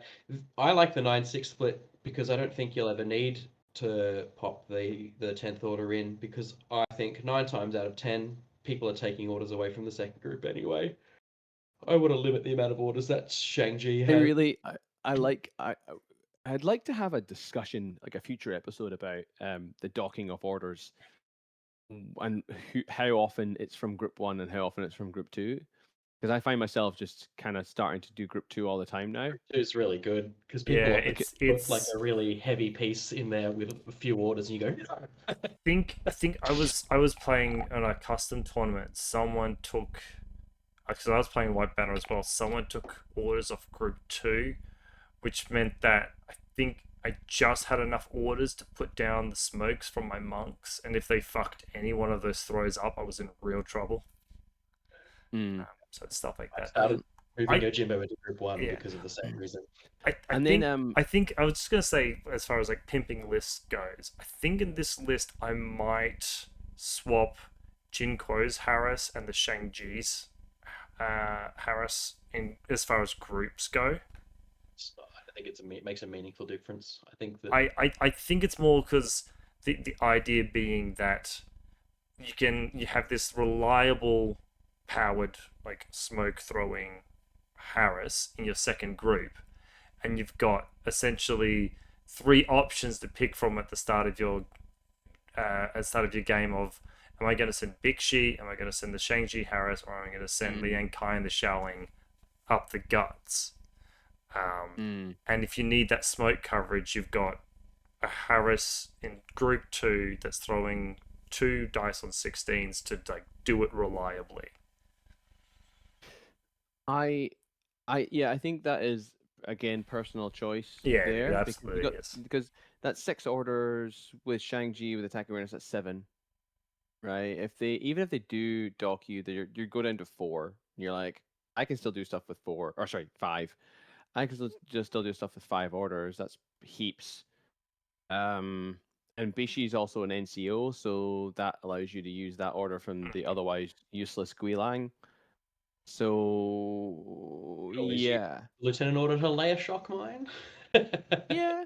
I mean, sure. Like if you if you feel like that's something you need to do, yeah, you can definitely do that. Yeah, it absolutely is. Can Bishi go into any other fire team in that first group though? Because Sh- the only thing the only thing I think of is I wonder, would you be if you better wanted off to, putting if you Bishi into group 2? if She well can't if go you in wanted, any fire team in this list. I think. Oh, if, she can't. No, Okay. because the second fire team, the Harris, Actually, no, wildcard is who is a Zhanshi Harris and not a thing. The other thing, this is 2 Harrises in it, or 2 Harris options in it. No, it's a core Harrison duo. Oh yeah, cool Harrison duo. It is a 2, yeah. Yeah. So you've got it's a Zhanshi Harris in the top there. So or Zhanshi core. Core, yeah. I'll put Bishi in there because she only goes into the Shang-Chi core. Right, okay. I was just thinking, if could Or be the she White like Banner fire team, sorry. flex? Could you flex into anything? But she can't, so never mind. Yeah. Yeah, I had nothing really to say on this list. I guess you could again you could you could downgrade. Add a TR bot. You could add a TR bot. You could drop that. You could drop that useless heavy shotgun long there. You could downgrade a couple of your monks, and you could add in a TR bot, and boom, this list is now 100% better. You're welcome. Pimped. Yeah, that's my only thoughts I have. Well, I Alright. think we should. Anything else? I think we should thank all of our listeners for submitting lists. We have so many more. As Kev said, we may even have to do a part 2 to cover them all. We're gonna have to, because there's a few people coming to BCB that are like, why is my list not being done? Yeah, Get it yeah. Why haven't you written my list for me? done. But yeah, thank you for everybody we've covered in this episode for being, I suppose, even brave enough to actually let us publicly put out your list. Don't worry, Val's list will be in the next episode. We promise. That was We this in the next might just even just post it online and be like, Fucking my boys. It's Um, already a GIMP list. but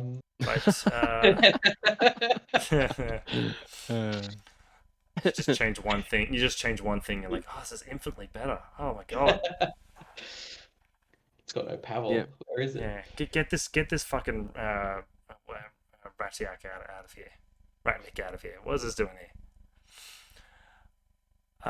But yeah, did we want to say goodnight? I reckon. All Yeah. right. Well, everybody, thank you for listening. Thank you for submitting your lists. I've been Jacob. I've been Kevin. And I'm Josh. Good night. Good night. Good night. Yeah, we will.